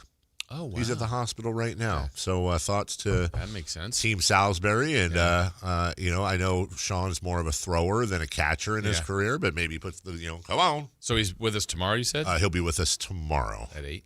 Okay. Wait, is that right? I mean, does that work? I don't know. You said 10 a.m. That's I'm 10 a.m. his time? I apologize. 10 a.m. Houston time, yes. Gotcha. 8 a.m. our time. Yeah. Got it. 10 a.m. would not work. Yeah. It'd work for Alan. Yeah. Good way to start his show. 3 for Madness. Question 3. Question 3. With Keegan out. Can't hear you, buddy. You can turn that down a little bit. It's plastic. Yeah. Started screaming in his With Keegan out, who should start in his place? So, we spent a decent amount of time on this yesterday, Jason, but there was no Jason Ross. And, of course, we want your thoughts and analysis on this. With Keegan Murray out 4 to 6 weeks, likely the first 17 to 20 games. The question is, who should start for him? Your nominees are moving Keon Ellis into the starting lineup and moving Levine and DeMar DeRozan down, moving Neat Clifford into the starting lineup, moving Maxi Moreno into the starting lineup to play with Sabonis, putting either Isaac Jones in there, Drew Eubanks in there. The one I think is going to happen, I think just by default, because of the way Scott Perry and Doug Christie kind of been running things, I think it'll probably, at least to start, be Saric. But curious as to your thoughts. One, I don't love it. Just in the beginning. Yeah, I'm with you. Like, sometimes you hear a situation and you go, well, not ideal because Keegan's really important to this team. But good news is you can do this. Yes. I don't really love a lot of the options. I think they're terrible options. I think the best players, in my opinion, come from going small. I don't like that option, though. I think we've seen them play small, and I don't know. I don't think it's really that good of a version of the Kings. No. So then I'm leaning towards, and Reynaud is exciting in a way. It's like, okay, what is his future? But I think that's a huge ask of him. So honestly, I'm kind of Eubanks or Isaac Jones, and that is not sexy at all. Nope. But again, we're talking about starting, and that could be like, hey, a placeholder starting. Are they playing the first 4 minutes and out? I'm intrigued by Neek. He's not. I don't know. I'm hearing I don't love it. A lot of fans, I think the majority of fans, want either Nate Clifford or Keon Ellis. Okay. I don't understand either of those. What do you? Your power forward's going to be 6'6"? Yeah, I don't love it. There's just it makes no. I understand the thought of like, okay, who's the? I think what it is okay, well, who's the best player on the bench? Let's put them in. I love Keon Ellis. I want him in the starting lineup. I love Nate Clifford. I'd love to see him get experience. Hey, Monk started before, yeah. right? It's just, but you don't. DeMar DeRozan's what, 6'6", Levine's 6'5", Clifford 6'6", Keon Ellis is what, 6'3", 6'4". Yeah. You're Schroeder asking 6'1", right? Like you're asking one of them to play power forward. You're asking one of them to defend power forwards, and it's not like, look, if you had Wembanyama at the 5, we've talked about this before with the Spurs. Totally okay, different. maybe you get away with it. Yeah. You have no defense now. Yeah. None. I think I don't know. I think they tinker and try a lot of different things now, but I feel like they've tried the small route. And so to me, it's Eubanks, it's Jones, I guess Saric. I think that's where I'd go. I think last year what we'd even see, like McDermott came in, Jay Crowder, like Mike Brown tried a lot of different things. Sure. Some spot starters, but I don't love it. I mean, Keegan's really important to this team. Very. We talked about it yesterday. Either Sabonis or Keegan are 1 or 2 on who you least can afford to miss. This has been an ongoing issue at the 4 that the Kings for 2 years. Well, I said it was 1 year since we talked to Monty McNair at Media Day and asked him about the 4 and talked to him about there's no depth there. Yeah. And they still haven't corrected it. Right. And ideally, again, Keegan's probably the 3. That's the thing. They're so bad and so depthless at the 4 that you have a guy playing out of position at the 4. And I don't even think they're wrong, would say Sabonis should be the 4. And if you had like a stretch 5 or a true center, I mean, Sabonis does an amazing job. Yes. But he might be better fit as a 4 in some sense offensively. I honestly, and to further the point, by the way, although this is less egregious than Keegan, but a lot of people would argue Harrison Barnes is not a power forward either. Correct. Who was the power forward before Keegan stepped in there. So they've had this issue, and they could have had John Collins last year. Anyway, that would be my choice. Now, I think it's going to be Saric. Yeah. Who was your choice, you said? My choice would be Maxime Reynaud at the 5, Sabonis at the 4, and let's see what happens. You have an opportunity to see what the hell Reynaud can do. He may be outclassed and look silly from day one. Well, you're going to have to make that adjustment, and you can make that adjustment on the fly. But I'd love to see how those two guys do together. I think it'd be incredibly interesting to have 2 phenomenally passing big men playing off of each other. And, oh, by the way, Sabonis can teach Reynaud. I love the fact that Reynaud is going to have the opportunity to learn from Sabonis. Okay, so if you do Sabonis, Reynaud, Sabonis, Eubanks, Sabonis, Isaac Jones, any of those, I realize the appeal of Reynaud. Yeah, I think for me it goes and Sabonis, Saric, I guess would be the other. Well, now it goes back to my overall thoughts on the season. No offense, I don't care about Saric. I don't care about Eubanks. I don't really care about Jones either. Although if I had to care about the 3 of them, he'd be the one I care about the most. I mean, in fairness, is there any chance Isaac Jones kind of follows the lead of Keon? I mean, there was a time where it's like, Keon's a G League That's guy. why he's getting a little time, and now it's like Keon's a good player. That's why I care about him more. But honestly, the one that intrigues me even more than him is what's his face in the first game? Cardwell. Dylan Cardwell. If it's up to me, they'd have Clifford and Reynaud in there, and just who cares about everybody else. But and then there's some thought too. We can get into this later that if there's a bright side, which there's no bright side to Keegan being injured, but if you had to find one, we'll do this later with you because Kyle and I did this yesterday. I want to run through the first 20 games and I want you to give me your guess. Okay. All right. I know what Kyle said. I know what I think I want. And then we can kind of play off, okay, if they are this, what's the next step? Because in the end, Keegan Murray's injury may help this front office and this organization make some tough decisions maybe they didn't want to make or were on the fence about. Yeah. We'll take a break. When we come back, we got baseball. The Mariners win. The Dodgers win. We've got audio, both of those, and one of the craziest plays you'll ever see in baseball. Next. You never know what you might hear when listening to a Sacramento Kings game. Out of Keegan, going for another triple. Man, is he feeling it. Keegan, can he do it? Yes, there's number 11, Keegan Murray. Keegan steps back. He just knocked down his 12th three-pointer, a Kings franchise record. He's got 45 points. Never miss a moment of Sacramento Kings basketball with Sactown Sports and the Sactown Sports app. Switching to Progressive is a game-winning call. And that reminds us of other game-winning calls in the history of sports. It was a doubleheader in August and really hot inside the concession stand. So instead of waiting for people to come to me, I figured I'd walk around yelling, "Hot dogs here!" And that's how I became the first hot dog vendor in sports. Okay, not really a game-winning call, but it was a good call. You can make one too. Switch to Progressive and you could save hundreds. Progressive Casualty Insurance Company and affiliates, not available in all states. Tired of hearing scary radio ads about the IRS? Tax Relief Advocates is different. TRA is here to tell you that if you owe money to the IRS, whether it's $5,000 or $500,000, we have a solution. TRA can eliminate or reduce what you owe to the IRS with zero risk to you. We have over 1,000 5-star reviews on Google and an A+ with a BBB. End your tax nightmare today by visiting TRA.com or call 800-275-1728.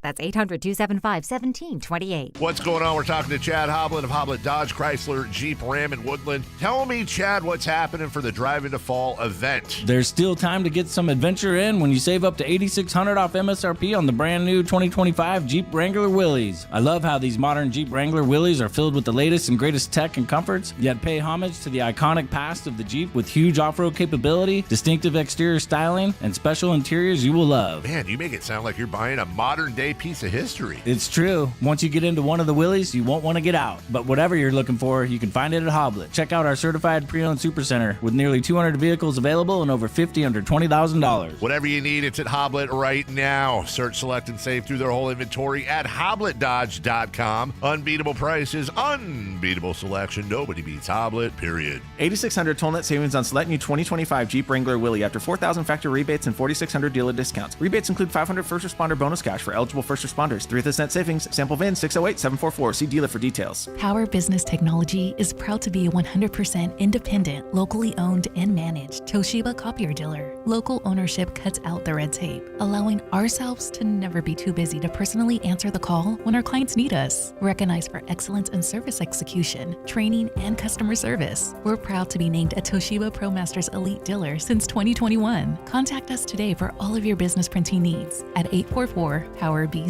That's 844-769-3729 or visit us at powercopiers.com. Only one radio program captures the excitement of hunting and fishing as it happens. The award-winning California Sportsman with Sep Hendrickson. Only California Sportsman takes you where the action is. Live on the water, live in the blind, and live with the top pros and experts in outdoor sports. California Sportsman with Fishing Hall of Famer Sep Hendrickson is your premier destination for all things outdoors. Sep's Saturday Morning Outdoors. Ultimate Bass and California Sportsman, 5 a.m. to 8 a.m. Saturdays on Sactown Sports 1140. The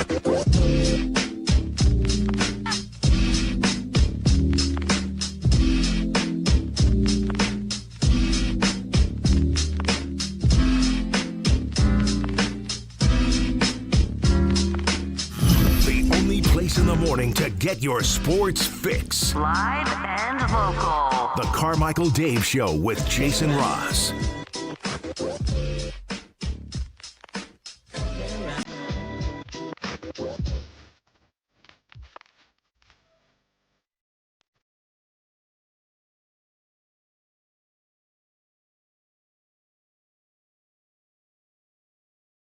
All right, the show rolls along as we take you till 10 o'clock. Then we will have Alan Stiles in here, into the show with a little crosstalk and celebrity birthdays. That'll be coming your way at the end of the show. As Dave mentioned last segment, no Sean Salisbury today, but we do expect to have him tomorrow, 8 o'clock. 8 o'clock tomorrow, and his, he'll be Tuesdays. Tomorrow is a special time because he's getting ready to welcome in a new member of the Salisbury clan. What a busy summer. Son getting married, daughter having a child. Got laid off. Yeah, well. There's that too. I'm just saying, it's been a busy summer for him. We might have an opening. Yeah. Come on over. Yeah. I'd be a fan of that. That'd be interesting. Heard Matt George on yesterday. Yeah, I think he's on again today, I think. Yeah. Taking all the credit for 2,000 Locked On episodes. I know somebody used to do that show. Do you? Quite a few episodes. Not 2,000. Good for him, though. Honestly, in all honesty, he has taken that to a whole nother level, which is amazing. How is it? Is it good podcast? Yeah. Yeah. Haven't you been on it? Yeah. Yeah. I've never. I don't mean but I didn't listen to it. The one you were on. Well, you listened to it because you said it. Listen to, You listened to the one you were on. No, I didn't. I did. Well, I participated in it. Exactly. Yeah, So I didn't go back and listen to it though. That God, I do not like. I will do. You anything. do not like Matt. I do not like. Yes, I do not like Matt. I love Matt and his little son Arthur. Yeah. Why was Arthur never in the baby races? Or was he? Great point. I don't think so. Matt not to my seems knowledge. like the type of dad that would unleash his kids in the baby races. Yeah. Dude, if my kids were that age, 100%, they're both, it's not even a question. You're both in the baby races. Yeah. I don't care what you want. And I would have like a little, like a fishing line. I would have it and I'd tie it to like their diaper or something. I would cheat. Just, you see him like, how is this baby moving so fast? It's just dragging across Anything the floor. for that gift card. Absolutely. Yeah. Baseball last night. I did not see the Yankees. Are they playing? They are playing. Here's the good news, and you should feel good about this. Okay. They are playing cornhole right now on a beach somewhere with their families, enjoying themselves in a beautiful tropical place and bonding and having fun and good family time. You're right. I feel great about that. While these other teams are basically working overtime, which is what the playoffs are, for basically nothing. The Yankees are happy. They're with their families. They're enjoying being home, maybe reconnecting with their kids that they barely see 7 months out of the year, staying healthy, enjoying themselves. I guarantee you if they're like maybe one or two of them are on a cruise, but they're in like the super suite. Yeah. They're not a balcony. They're not doing the interior stateroom. No. They're in their own special. They've got the view. 100% maybe. They all went in on renting a yacht for a couple of weeks, and they have their own cruise that has its own crew. Nice. And they're just yanking around. They'll have plenty of time to play for some piece of jewelry that they can wear. But you know what? You can't get back those moments with your family, Jason. Yeah. What did Rob Manfred call it? It's just a piece of tin or Just something. a piece of tin. Yeah. There you go, Rob. Meanwhile, unfortunately for them, though, the Mariners are still playing, not hanging out with their families. No. And Julio Rodriguez says, I'm tired of it being 0-0. The stretch and the pitch. Julio swinging a drive deep down the left field line. Stay fair. It is a fair ball. Goodbye, baseball. Julio Rodriguez with a home run, scoring Randy and Cal out in front of him. And just like that, the Mariners have a 3-0 lead here in the top of the first inning. Well, Alejandro Kirk RBI single made it 3-2. Nathan Lucas RBI single made it 3-3. George Springer scored the first run on an error, so the Blue Jays kind of chipping back, tie it up at 3-3. And then Jorge Polanco says, I'm tired of it being 3-3. Arozarena the go-ahead run at second. The next offering.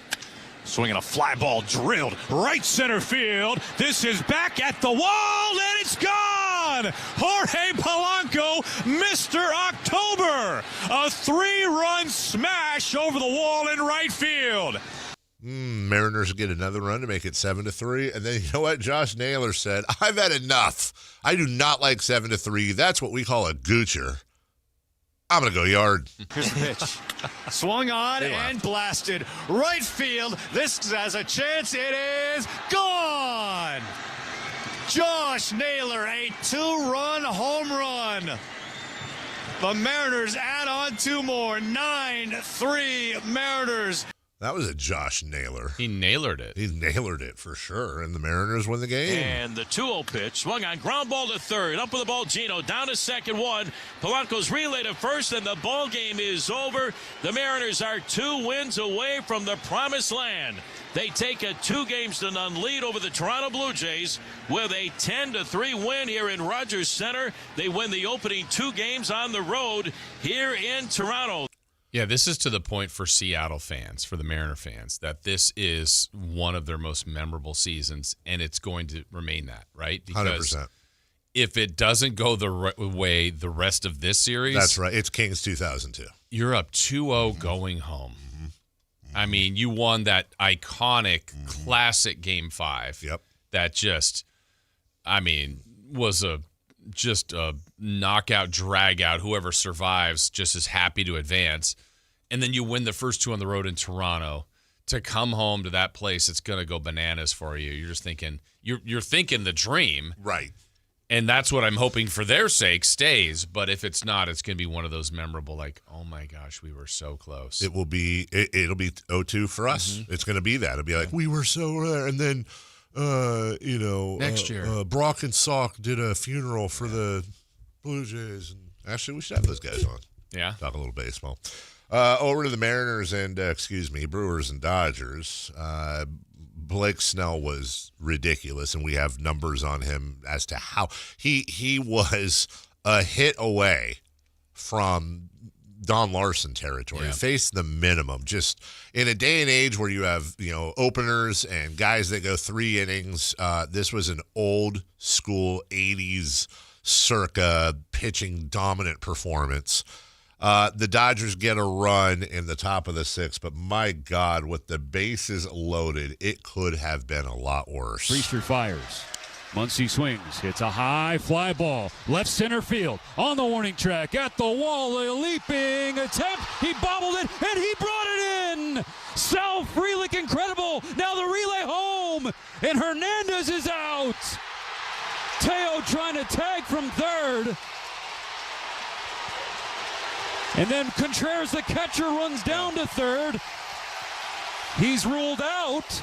There's confusion on the field, but Sal Frelick took away a grand slam. And bad base running at third. You've got the tag. And for some reason, Teoscar Hernandez was not tagging on the ball.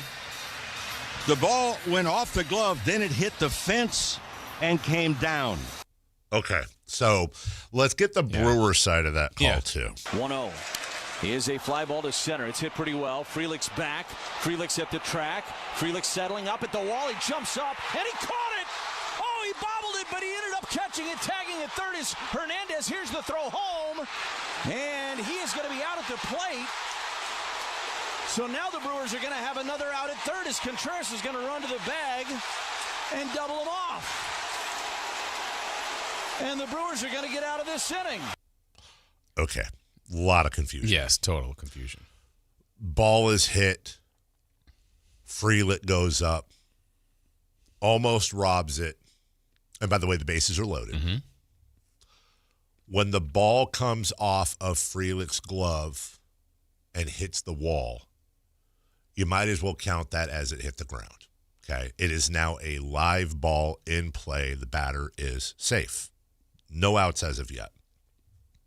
Which is why when they relayed the ball home, they did not need to tag the runner. Right. It was a force play because the bases are loaded. Now, thinking of that as a wheel, was it Teoscar? Whoever was at third, Hernandez, went back to second thinking it was a catch.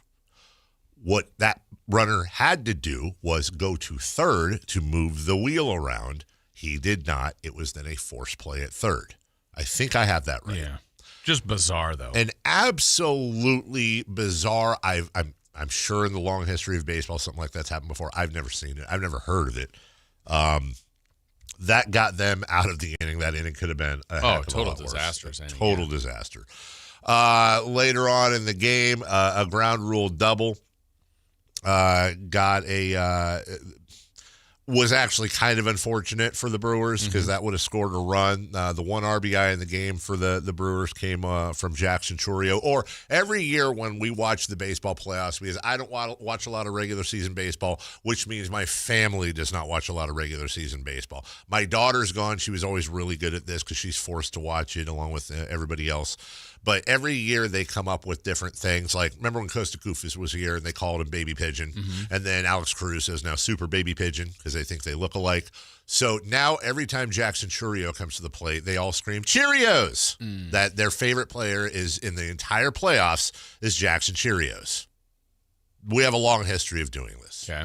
Vamos, vamos, vamos, beat L.A. is the song the Republic sing every time they play them. My kids thought it was waffles, waffles, waffles, beat L.A. And now every time it's waffles. It's not vamos, it's waffles. It's the best part of watching the game for me. It's what makes it palatable to watch. Cheerios. Jackson Cheerios gets them the RBI, and then, you almost had a really interesting... Yeah, the game is on the line. The winning run's out there. Bryce Terang, who's had a nice playoffs, almost gets hit by a pitch, moves out of the way. That would have tied the game. Not his fault. And then strikes out because Roki Sasaki was a little bit off. Blake Trinan gets the save. It was a good, old-fashioned playoff pitcher's duel. One thing that's really sad about this game, too, I wouldn't say sad, but... that I think that should be acknowledged is even though the Dodgers, to their credit, they pitched that game like an 80s, 90s classic pitching, whereas the Brewers had an opener and did exactly the opposite. But their way, they gave up 2 runs, including how big is that bases loaded walk in the top of the 9th. But in the end, the Dodgers win. They get home. Held them to 2 hits. What did the Dodgers get? 6 or 7? I think so. Yeah, 7 hits. 7 hits, yeah. Stupid Dodgers. Just. How do you really feel? Just please. Just. Can we please have a Mariners, Brewers, or Blue Jays? Do it for Uke. I think the Dodgers should purposely lose this series for Bob Uecker. And if they win, then they don't care about Bob Uecker. So I think that's actually how it should. By the way, if it does end up being the Mariners and the Dodgers, there will literally be a tiny circle in Southern California that will represent the entirety of the rooting fan base for the Dodgers in that series. The rest of the country is 100% Mariners. Yeah. Or Blue Jays. Right. We'll take a break. When we come back, we have our first NFL head coach firing, and we'll get a top 25 update for college football, so a couple other things to get to before we get to recapping those Monday Night Football games at 8 o'clock right here on your number 1 rated sports show in Sacramento, Sactown Sports. The Drive Guys, weekdays 2 p.m. to 6 p.m. on Sactown Sports 1140. This Sactown Sports 49ers report is brought to you by Kia of Vacaville, located beside the Vacaville outlets. The 49ers lose in Tampa Bay on Sunday 30-19, but far worse for San Francisco. They lose their all-pro linebacker Fred Warner for the season with a devastating broken and dislocated right ankle. San Francisco comes home to take on Atlanta for Sunday Night Football. You can catch all the action beginning at 4 o'clock right here on Sactown Sports 1140. Football season is here at Kia of Vacaville. You can score big in a new 2025 Kia Niro LX with up to 53 MPG combined at Kia of Vacaville. Perfect for road trips, tailgates, and cruising to Levi Stadium in style and comfort. But don't wait. Inventory is limited at Kia of Vacaville, and these deals won't last long. Visit KiaVacaville.com or stop by right next to the Vacaville outlets for friendly service, easy shopping, and unbeatable value. All in one stop. Kia of Vacaville, where the adventure begins. What was that? That is business phone bliss with the Ooma Cloud Phone System. It handles all our voice, video, and messaging needs. You sound very... Calm. I am. Ooma has everything I need to run my business more efficiently, like virtual receptionist, call routing, and video conferencing. And it starts at just $19.95 per month per user, plus taxes and fees. Ooma. Nice. Find your business comm at ooma.com/radio. Go from daydreamer to industry leader with Amazon Business. From office supplies to IT essentials, Amazon Business provides tools that help you save costs and make insight-based decisions. Learn how to bring your visions to life at AmazonBusiness.com. You still got it, but your immune system weakens as you age, making it harder to fight flu, pneumococcal pneumonia, RSV, and COVID-19. Ask your doctor or pharmacist which vaccines you need. Sponsored by Pfizer. Staples presents That Was Easy. So I'm a plumber and needed to get work in the door. So business was going down the drain? Yeah, I went to Staples. They printed yard signs, business cards, even flyers to leave at supply stores. But at what cost, man? Well, I saved $125 on my order, and now I'm booked solid. Boom! Back at ya. For your business printing, Staples. That was easy. Now save up to $125 on custom print orders. Valid in-store and online. Ends 11/1. Exclusions apply. Visit staples.com/print for details. With the new IHOP value menu, $6 is all it takes to go to your happy plates, where stacks of pancakes with bacon and eggs are just $6 every day. French toast, sausage, and eggs are, you guessed it, $6. And fluffy omelets come with a side of pancakes and only cost $6. Go to your happy plates every day at IHOP. $7 in some locations. Available every day for a limited time at participating restaurants in the U.S. Hours may vary. No substitutions. Not valid with other discounts or promotions. Prices may vary. Mike Rowe here with another random fact. Those cracks on your walls aren't just cosmetic. They could mean your home is sinking. Whether it's drywall cracks, exterior cracks, or sticking doors or windows, do yourself a favor. Call Groundworks. I spent some time working with these guys, and they're the real deal. Their people are trained and certified to stabilize your foundation. Groundworks, official foundation repair company of Cal Athletics. Licensed in all states where work is performed. See website for details.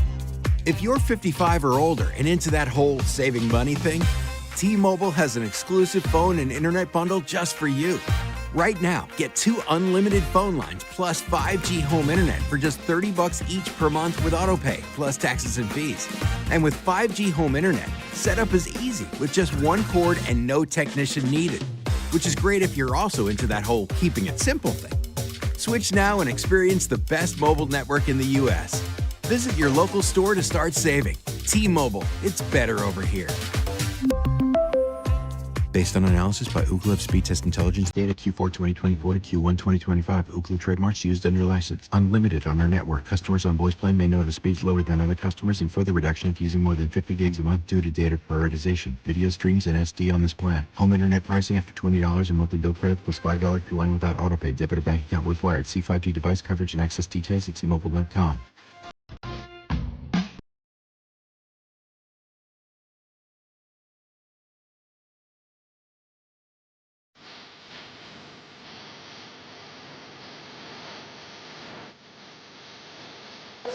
Waking you up with the best in local sports. They just make it interesting, you know? It's the Carmichael Dave Show with Jason Ross on Sactown Sports. By the way, just before I forget, Keegan Murray did have successful surgery yesterday. He actually flew to New York, and from what I was told, this is like the place to go for the surgery. So they didn't just go to, Fred in Roseville. Mm-hmm. They went to New York, and he got it done. It also always makes me think, have we ever seen somebody that has an injury in sports and they go and they get surgery and their team says it's unsuccessful? Like, what would an unsuccessful surgery be? And has that ever happened in the history of sports? I feel like they're always successful. What are they going to be like? Keegan Murray had unsuccessful when we tried, but his finger is gone. It was not successful. We'll try again later. We're going to go back in and take a shot. I think it would be more of something more like a disastrous one. Oh, you know what? I can think of one. I think, who was the quarterback for the Chargers that went in for, I think, a surgery, and they punctured his lung? This is 5 years ago. Mm-hmm. And they punctured his, okay, that's an unsuccessful surgery. So we answered the question. Yeah. I mean, Lonzo. Yeah, I mean, but I guarantee you, When they went in there, they said Lonzo Ball had successful surgery. Now, in retrospect, Tiger Woods has had many unsuccessful surgeries, and he just had a disc replacement last week, I want to say. But you in retrospect, but none of Tiger. I follow Tiger. I follow the statements. I have for years. Every time he goes in for a procedure, it was successful. Well, if it's successful, then where's the next green jacket? Right. Tigs. Also, I did find one interesting note that I don't know we're spending enough time on, and I'm not trying to overthink this. It said that Keegan Murray will be reevaluated in 4 to 6 weeks. Now, in the past, because right now people are looking at 4 to 6 weeks, and understandably they're taking around. Okay, well let's split the middle and call it 5 weeks, and this is how many games he should miss. 4 to 6 weeks for a reevaluation in the past almost always means somewhere around week 4, 5, 6. Update on Keegan Murray. His rehab continues to go well. He is on track. He will begin, if all goes well, he will begin full contact in another couple weeks, and then there's a ramp up. So I'm not saying that this is the case, but it could be that Keegan Murray's actually out 7 to 9 weeks. I'm just saying, if you go on the past, that's probably more likely than the other. By the way, my wife is listening. Good morning, sweetheart. Morning. She says, what about Alex Smith? I know that he went in and there was a whole thing where he had to have I don't know if that was unsuccessful or the injury was so bad they almost had to amputate. Well, there was infection and all that. So, part of it. That actually might have been incredibly successful surgery if you look at it that way, like it actually saved his leg.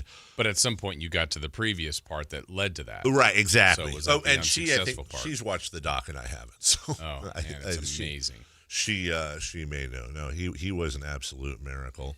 All right. The Tennessee Titans have fired their head coach. Was it Brian Callahan, or am I thinking of Tommy Boy? Yeah. So Callahan Auto Parts. Yeah, you can stick your hand up a bull's butt and call it a guarantee? No. I could stick I'd rather take the butcher's word for it. Yeah. Is it my hand, or you could stick your head up a... I don't know. He messed it up a couple times, and he finally got it right at the end. That's when he was really rallying and becoming Tommy Boy. I'd play the clip, but I think he says a word that's not good for kids. Gotcha. Anyways, you get the point. Yeah. I don't think that's what Mr. Callahan would want us. I don't think that's what Coach Callahan would want us to take away from his firing. So he is gone. And then the headline said, Titans fire Callahan, give McCoy a shot at the job. And for a split second, I was like, whoa, Shady McCoy isn't coaching? No, not him.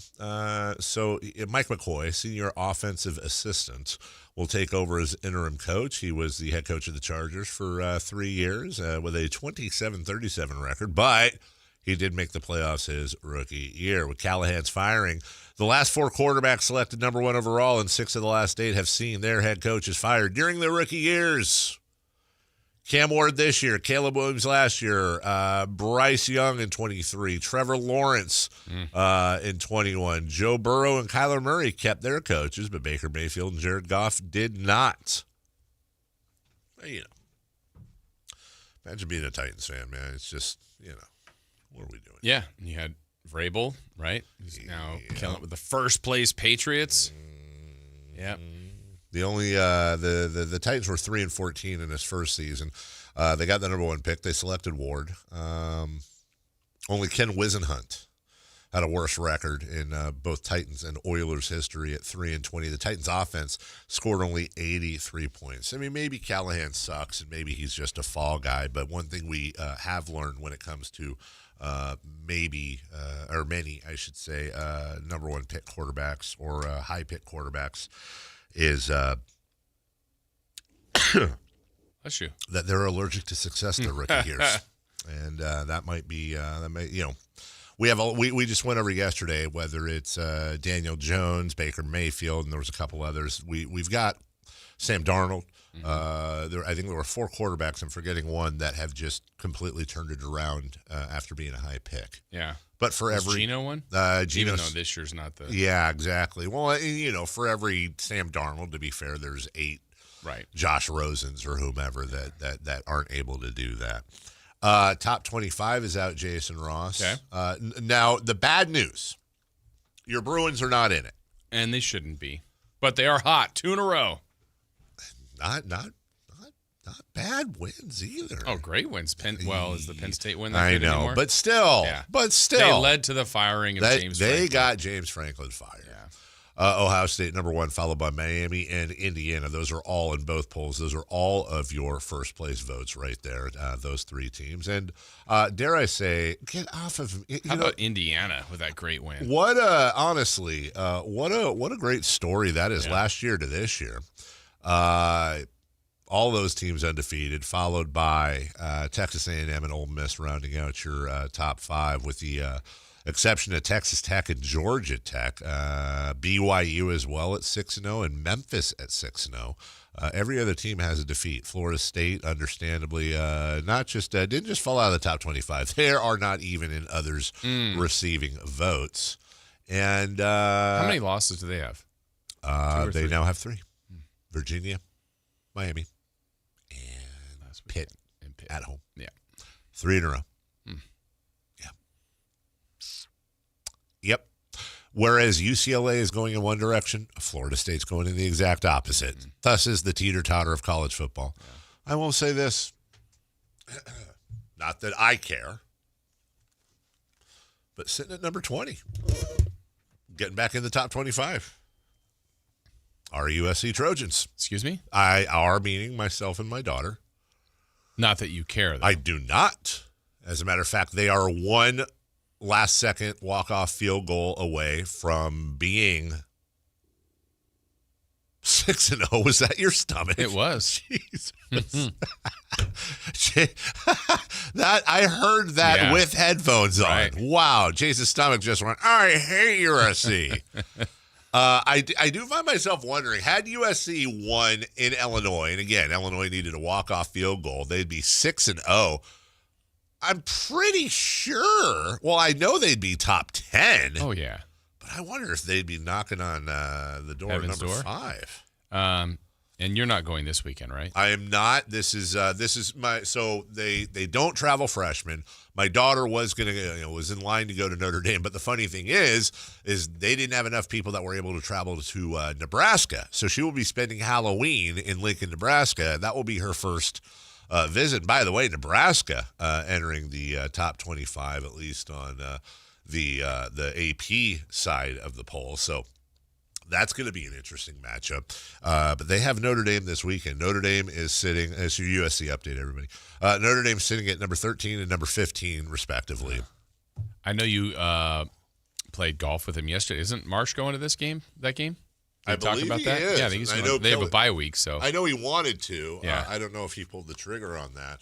I know Kelly Brothers will be there. That's nothing new. I wish we'll go in 2 years if she's still in the band.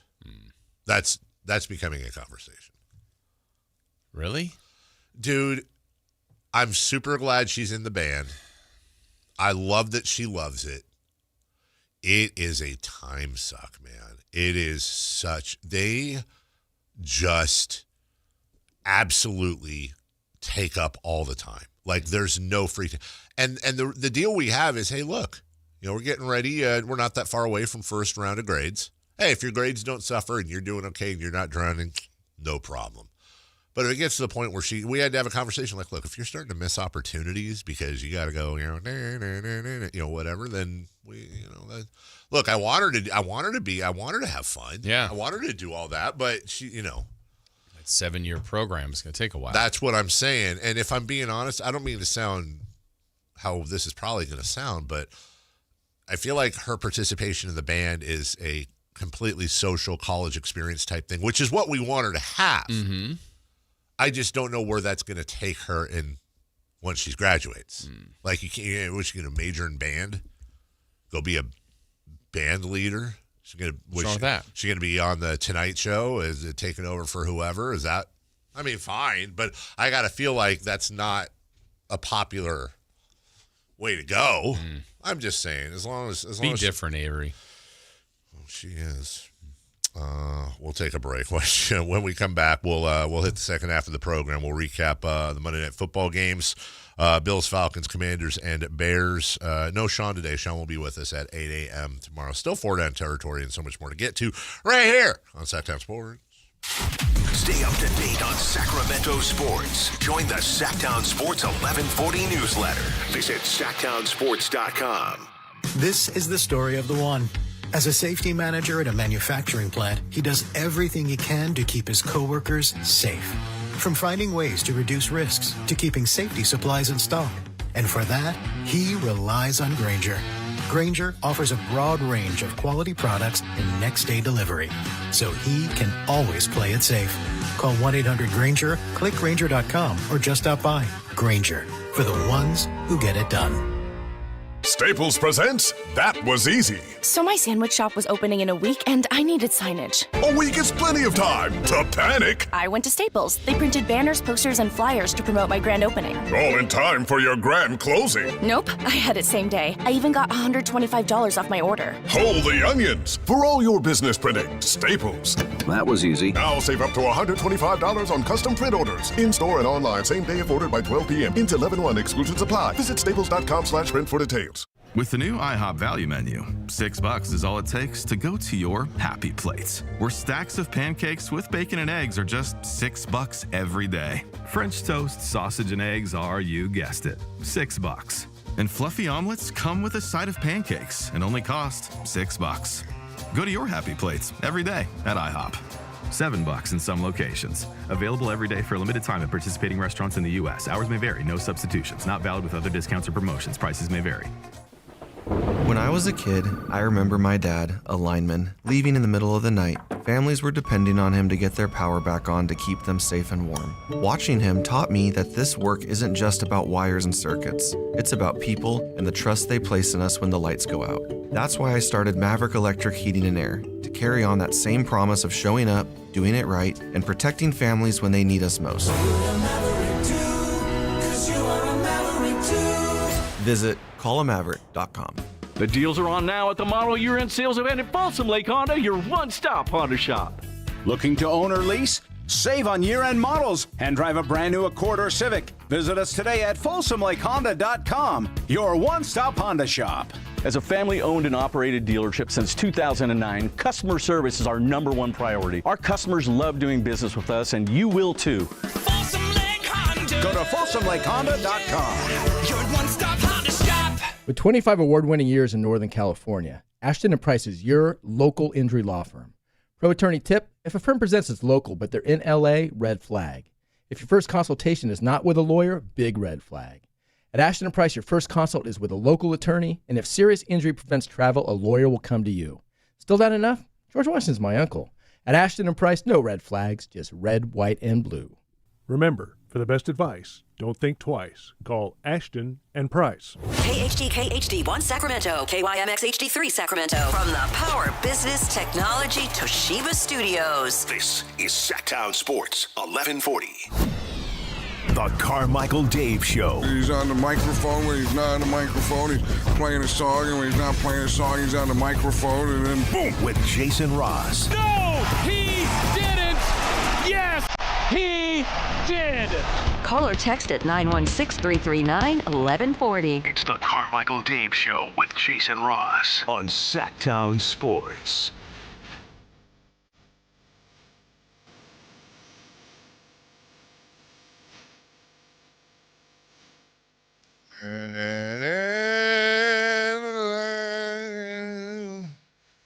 If you're a Dodger fan, first off, what's wrong with you? But secondly, it actually might be cheaper to go to tonight's game in Milwaukee.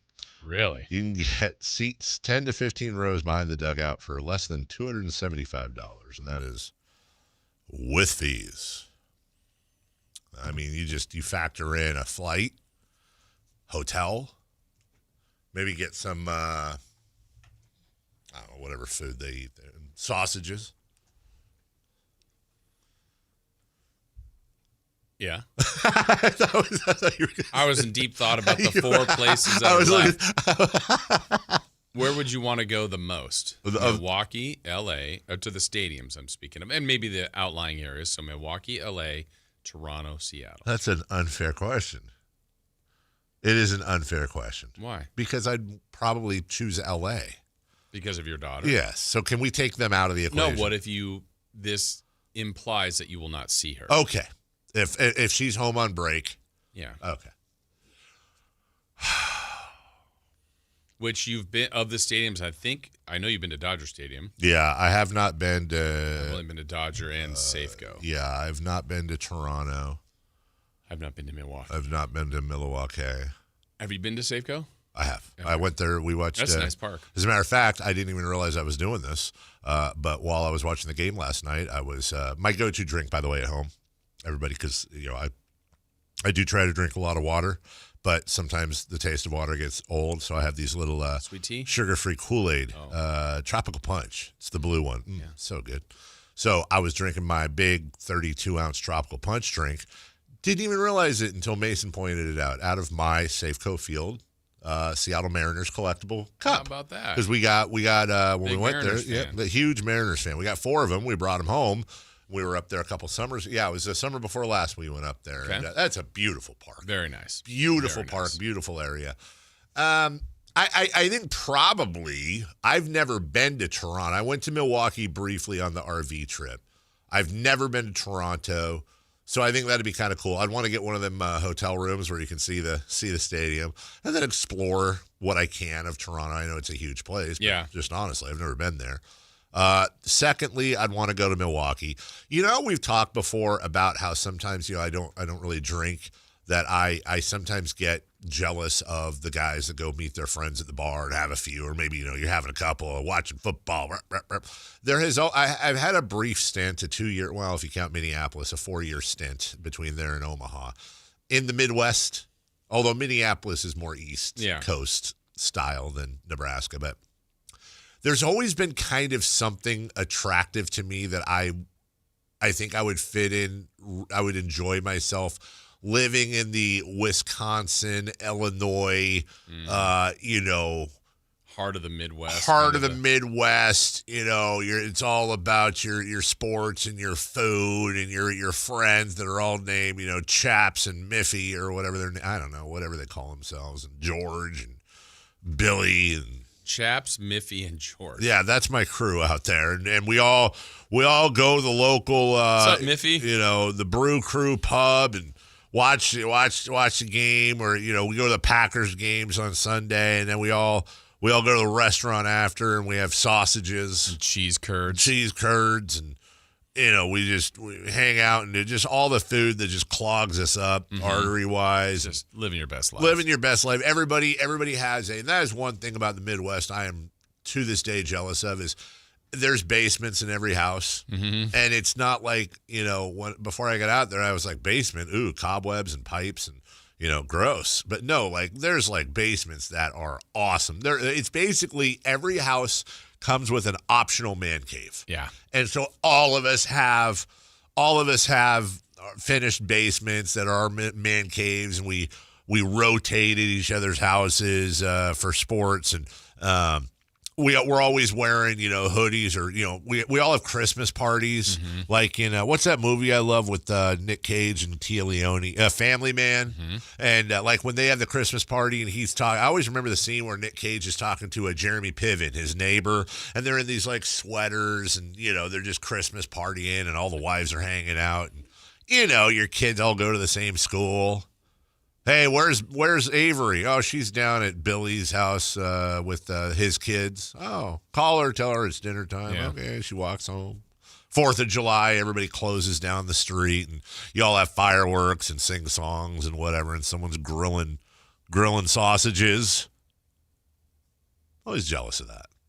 The stuff you missed in Carmichael. Well, some of it I try to incorporate. So we have this tradition now for Halloween where we go over the friends we always travel with. We go over to their house because they have we don't have a high traffic area. They have a high traffic area, and so we kind of all put this together over the years. So I have a projector, and so we'll project a not a scary movie like The Shining, but like Frankenweenie or something, you know, or Nightmare Before Christmas. We'll project that on the screen behind us, and we all sit out front. And he brings a fire pit out front, so we'll have a fire, and then I always make a big vat of chili, and I plug it into the crock pot so it stays warm, and then we have a thermos of hot chocolate that's just not a thermos, whatever the hell the big thing with the spigot, you know, like Igloo. Yeah, but it's for hot. Yeah. Yeah. And so we it's for hot. It's for hot. And it's metal. Yes, a heatler. And we have little paper cups, and we'll hand out hot chocolate with the candy and stuff. Like that's wholesome family entertainment. And this year, if I'm not mistaken, Halloween's on a Friday night. Oh, is it? Isn't it? Man, those are always the best days. And to be honest with you, I understand that it's the 31st, but I also think Halloween should be kind of like the Super Bowl. Halloween should always be on a Friday, just for teachers' sake. You should always have Halloween on a Friday or Saturday night, preferably a Friday night. You know, you get back out of school, it's nice and crisp outside. Fall is definitely here. The next day, we officially start the holiday season. It should always be on a weekend. For it to be on a weekday, not only do you have these kids going out and trick-or-treating all night, but they're basically it's like having 30 students that have a meth addiction that you're trying to teach the next day. Well, and what didn't help, I can't remember when they switched this, but a few years ago, like I think it's Sunday of that week or Saturday night, so the first into the second is when we changed the time. So if the time has already been changed, that's right. Then all of that, I mean, you're still working in the same time, but I feel like kids now might be out a tad later because of the I don't know, the light of the day, and like that's always the confusion. Is like when's the cutoff time? When does it start and when does it end? There's no real answer to Halloween. A lot of times it's like, well, when it gets dark. Well, then sometimes you'll see around the neighborhood, like just before dark, the smaller kids are roaming around. Like no one's going to say no to them. No. But then when it's like, all right, I think we've done enough, and it's 9:45 and someone knocks on your door, you're like, is that too late? I think 9 o'clock is. But is that known? No, it's like one if of you're a kid and you're by yourself and no parents, you're like, I'm good. Yeah, you're right. No one's going to say, well, I don't know about no. I think there's two things when it comes to Halloween etiquette. Number one, I think 9 o'clock's a cutoff. Yeah. Right. Number two, though, also you have to turn off your porch light. Well, that helps. You turn off your porch light whenever you're done. Right. You know, that's the signal. Don't knock anymore. Right. We're done. No knocking. That house is dark. Stay away. Yeah, if you go up to a dark house on Halloween, you knock on the door, that's bad Halloween etiquette. Yeah. That's the signal for we are open for business. Yeah, but more and more, I would say we are very, very low traffic area, but the people that do come by, there's almost always a parent. Same when with I was us. a kid, it was just like, go. Oh, when I was a Good kid, riddance. we all met up at the street corner. It was like 8 of us, No and we're just going. And then, every other year we got to fight off some older kids who come by. They're like pirates. Mm-hmm. They would come by and try to steal your candy, and you basically just have to. It's like in A Christmas Story, man. You just got to run and hop a fence or something because hit them with the pillowcase. Something, or hope that there was an adult with their kids around. That'd be like, "Hey, kids," and scare them off type of thing. Nowadays, I just I'd be filming it while somebody's yelling "World Star," but now that's now. Also, it's November 2nd. Is the time change this year. So it's like that weekend. Yeah, that weekend. 2 weeks from, what's today? It is the 14th. So what, 2 weeks from this Friday, is it? 15th? Yeah, will be Halloween. Man. What's the cutoff for trick-or-treating? 15? 16? Whenever you're ready? Yeah, I guess so. I wish my kids would still trick-or-treat. You could be a 7th grader that's already like 6'3", and you're like, wait, what's going on here? But you're still young. You could be a high schooler that's 5'2", and no one knows. That's the thing. Yeah, because I was screwed. I was 6 foot whatever when I was in junior high. It's like one time my buddy and I went. We went dressed as Tony Hawk. So we had like the ripped shirts. Yeah. Well, I was Tony Hawk, and who the hell was he? He was the skateboard. It wasn't Bam Margera. It was I forget what skater he was. If you're being a person, you have to be really good at your outfit. Well, I had the hair down, and Did then people go, "Hey, it's Tony Hawk"? No, but it's like, kind of a you? niche. It was a niche thing. I had the Tony Hawk skateboard. I was wearing the skate, whatever. I would just go, "Oh, you're a skater." Yeah, right. Or whatever. It's fine. I knew who I was, and the kids knew who I. But anyways, I remember I got to one door. This was like 7 o'clock too. Knock on the door. It was like we were like 14. but we were tall. It was me and my friend Kevin Lyman, who was an inch taller than I was. We were the two tall kids. And, K-Lime. And we knock on the door, and this lady answers the door. We go, trick or treat. She goes, no, and slams the door. I'll never forget that. We just looked at each other like, what? What did we do? MC says 9 o'clock. No one else gets up at 4 a.m., Dave. Cutoff should be at least 10, if not 11. Well, I'd offer two things. Number one, I get up at 3:30. Let's just calm down. At least it's a Friday, though. Yeah, then I get up at like 4:30. Secondly, I think I'm right on this one. I don't think 10 o'clock. Yeah. Today's poll question. What is the proper cutoff for trick-or-treating? Hey, Anthony, what do you say? Yeah, Anthony.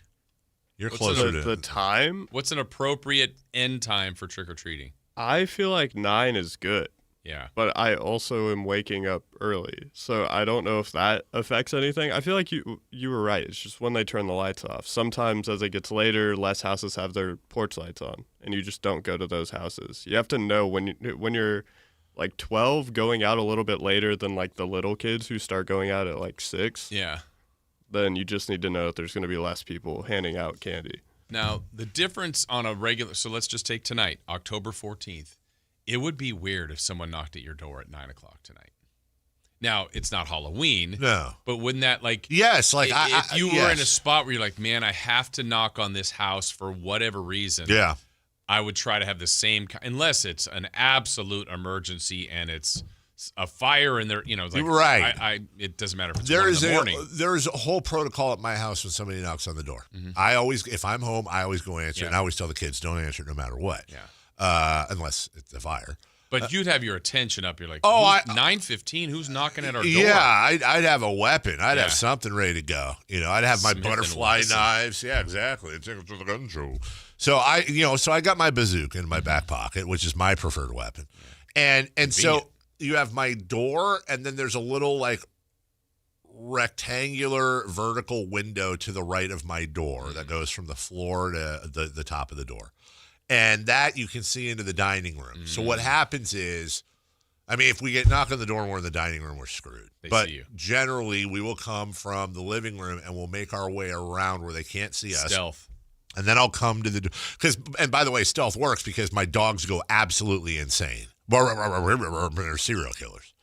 And then I go up to the little peephole. And unless it's somebody I know, right, I ain't answering the door.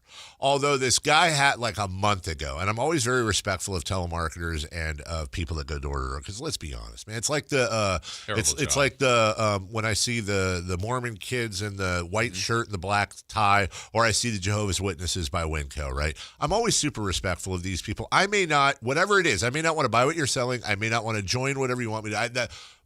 But your commitment to your craft is respectable. And when I see these kids on bikes, I go, dude, you could be like, you could be doing so much other crap. You're doing this. Like, yeah. I'm gonna politely turn you down, but I'm gonna offer you a glass of water or something as well. So I come around and the guy knocked, and then he knocked again. That's fine. But then he knocked a third time. Then I opened the door. What do you want? And I was like, yes. He's like, hey, do you have a solar backup? And I was like, bro. Do you have a what? Backup battery for my solar. Oh, and I was like, I don't, but also we just had a murder in the house. This isn't a good time.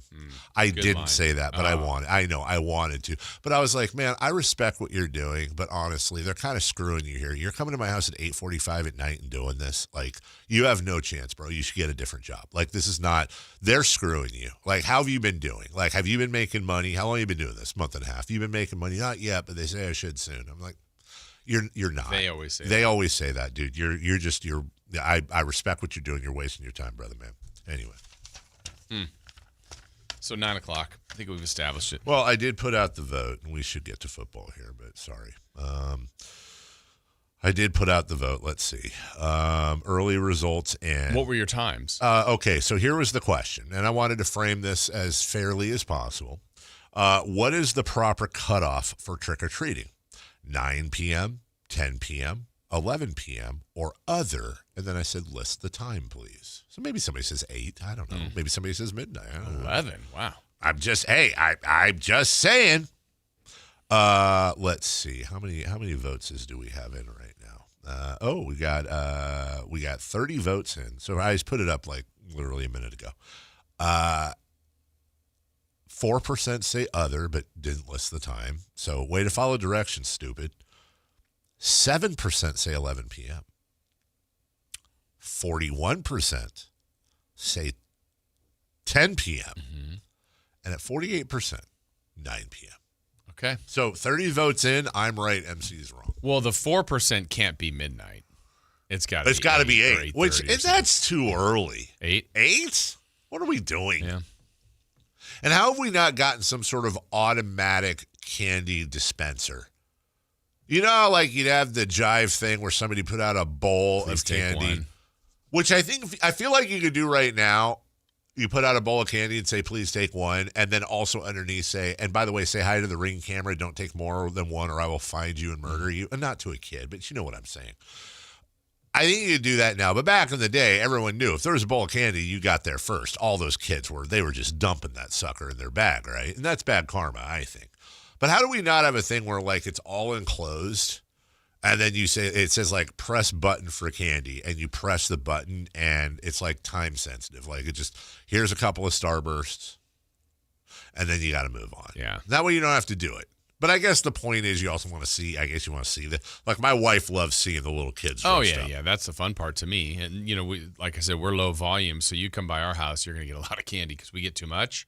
And you go, what if this is the year there's a bunch that come around and they never are? And there's like 3 people that visit our house and each gets like a huge handful of candy. What is your preferred candy handout? It's usually the Costco mixed bag. The big mixed bag with like suckers and Tootsie Rolls. Or there's a chocolate version that has like M&Ms and bars and, just Reese's and all that stuff. We always make sure to go all out and get a lot of different types of Reese's and toothbrushes, Reese's and I give out Bitcoin. All that. That'd be great. But I'm not going to lie. Like part of the reason is the leftovers. Yeah. That's the biggest reason. That's the thing I hate the most about not having little kids. Little kid. This is the tried and true thing. You take the pillowcases or whatever they got, the little stupid plastic jack-o'-lanterns. And then when they come home, you say, all right, kids, we got it. Mom and dad have to. And my wife isn't a sweets person, which is great for me. To you. Yeah, exactly. So what's Mason going to do this year? Not. He's done. Will he hand out candy? No, he'll play video games with his friends while we're out front handing out candy. Shockingly, my son, when we could dress him up, we changed every year, including the number 1 year, Ron Weasley, because of his red hair. Number 2 was a little Baby Yoda, which before Baby Yoda, it was just Baby Yoda. And then once he could take control, he was some character from Minecraft that wore a green box on his head. I don't even know what it was. He was that for like 5 years. And then he switched and he had this like those billboards that you put it on, and there's a billboard on the front, billboard on the back. Sandwich board. Yeah, sandwich board. Thank you. He wore one, and one side was Skippy peanut butter, and the other side was Smucker's jelly. Like, he was peanut butter and jelly sandwich. He wore that from the time he was, I think, 8 years old till last year. Didn't want to change it up. Hey, you know what? It works. It works. Just slip it on, go. No makeup. None of that. That's just kept somewhere in the house? Yeah. It's in the garage. But my daughter, of course, every year for Halloween was like, no, that was, oh my God, dude, just some elaborate costume. Garbage thing. It's, I'm, a princess this year. That's fine. I'm a fairy this year. Okay, that's cool. I'm Elizabeth Taylor after Night at the Blue Iguana. What? Look it up, Dad. What? Then she and my wife are doing makeup and all that. Because this is before Avery could wear makeup. And so that was her one night a year, man. And she was Tony Hawk. Yeah. Now she's got a paint roller on. Homage to you. Right. That's what she should have done. Shout out to people that give out king size. Yeah. Good on you. Overcommitter says, blank the loser dads who collect candy for their dressed up babies who can't even eat candy. I agree. Yeah, who would do that? Who would do that? Who would elaborately dress up their babies to get a lot of candy, stroller them around? Yeah, getting tons of candy because cute little baby. Right. Who says that the baby didn't get some of it? Like a Smartie. A Skittle. Maybe some formula blended with some Whoppers. A piece of Reese. What was it, Reese's Pieces? Reese's Pieces, or maybe a Reese's Peanut Butter Cup with a little bit of milk. Yeah. Oh, Christ. That was the whole segment? Sorry. Anyways, Halloween. Bears won. Yeah, Bears won. Falcons won. And Jake Moody was a hero. Yeah. Got carried off the field. Can I say, honestly, because Pinheiro is the Niners kicker and he's been so good, I'm super happy for Jake Moody. Yeah. What a turnaround. That's fine. You're still a young kid who doesn't know if he's going to be in the NFL and sitting on the couch, and you got carried off the field at Soldier Field in Chicago. Like, come on. Yeah, he basically was the hero. He still did miss one. I mean, it was blocked. Right. He did miss one. My dad just checked in. This is about saying my daughter might not do band because it's taking. He says, "Shut up, you naysayer." He's letting a naysayer know, apparently. And he just texted me with Ray peanut butter, capital RAY, peanut butter. Now, we got to go to break, but can we play a quick game of what does my 80-year-old dad mean on text? What the hell could be Ray peanut butter? Is it a candy? Is that a type of candy? I think it's definitely a typo. Okay. He's sitting there right now, probably on the John with his glasses on and his iPad. Peanut butter and jelly is what we were referencing, right? Ray. I don't know. I'm sure he's going to, but I guarantee you during the break, he's going to text me what he meant and then be upset at me that I didn't know what he obviously meant. So we'll take a break. When we come back, what did my dad mean? I don't know. We're going to get a word from Gonzalez Law, and then I promise we'll go back. Sorry for story time. And then 4 Down Territory coming up next. Hey, we're a third of the way through the NFL season. We got awards for you. We'll do that next. The Sactown Sports 1140 newsletter right to your email. Get your latest on the Sacramento Kings, athletics, and Republic FC with the Sactown Sports 1140 newsletter. Visit SactownSports.com to join. All right, let me tell you a little bit about Gonzalez Law. Jonathan Gonzalez, a lawyer right here in downtown Sacramento. His offices are in downtown. I've been down there to his office. He's in the community a lot. I've played golf with him, had lunch with him, and a lot of people have gone and trusted him as someone who can represent them. And that's something I think you should do as well. If you're in that spot where you feel like you need representation, call the number 916-304-9187. It's saclegaldefense.com. And you might need it for a variety of things, but maybe there's something that happened to you a long time ago that's still following you around from your past that you can't quite shake free. And you would like some of those rights back, that it's keeping you from doing certain things. Well, that's called an expungement, and he's helped a lot of people with that and helped get kind of their life back in order. Whether it's a wrongful termination case, a car accident, criminal defense, sexual harassment cases, whatever the need for representation, you want to have someone that is local, that is good at their job, that is here to help, and can help answer your questions. Again, it's Jonathan Gonzalez, Gonzalez Law, SacLegalDefense.com, 916-304-9187. Sacramento Kings basketball is back. Be there for opening night at Golden One Center on Friday, October 24th, when the Kings take on the Utah Jazz at 7 p.m. Following opening night, the Kings will take on the LA Lakers on October 26th, and then the Golden State Warriors on November 5th. Don't miss these marquee matchups and more great games coming to Golden One Center this season. Head to kings.com/tickets to secure your seat to be part of the action. This is the story of the one. As a maintenance supervisor at a manufacturing facility, he knows keeping the line up and running is a top priority. That's why he chooses Grainger.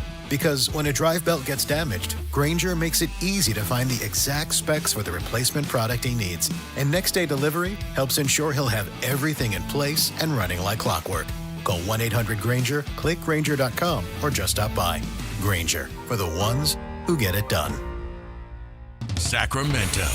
Buckle up. Fasteners Inc. Tool Outlet is dropping 1 day of insane DeWalt deals on October 18th. Bare tools, batteries, and kits will be at insanely low prices. Spend $1,000 on DeWalt products and get $75 off your order instantly. Spend $100 and get a lotto scratcher with prizes up to $1,000 off your next order. That's 1 day only. October 18th at Fasteners Inc. Tool Outlet, 6701 Power Inn Road. For more info, visit fastenersinc.net. Fasteners Inc. Better tools, better prices. Hey man, gaining weight, dragging throughout the day, losing your drive? It could be your testosterone. The team at Revive Men's Health Sacramento gets men back on track with the energy and drive they've been missing. Meet Tyler, Revive Men's Health Director of Operations and witness to hundreds of success stories. I've seen guys come in worn out, discouraged, and just not themselves. A few months into treatment, they're standing taller, speaking with more confidence. It's like watching someone come back to life. Like a light switch gets turned back on. When a spouse says, "Thank you, I really have my partner back, better than before," that's the moment it all clicks for me. And that's why I do what I do. Since 2011, Revive Men's Health has helped more than 120,000 men regain their energy and drive. Start your story today with an in-clinic visit or a secure video appointment. Call 916-619-3000 now to book your free testosterone test, exam, and consultation. That's 916-619-3000. Or schedule anytime at ReviveMen'sHealth.com. Your night out deserves more than the ordinary. At Revival at the Sawyer, downtown Sacramento's rooftop oasis, you'll find signature beverages, chef-crafted bites, and a view that makes every moment shine. Kick off your evening in style or wrap it up with energy, because Revival isn't just a stop, it's the heartbeat of the night. Revival, the place to see and to be seen. Settle into lush indoor-outdoor seating, take in the sounds of live DJs, and to let the city energy carry you into the night. Book your reservation at RevivalSacramento.com.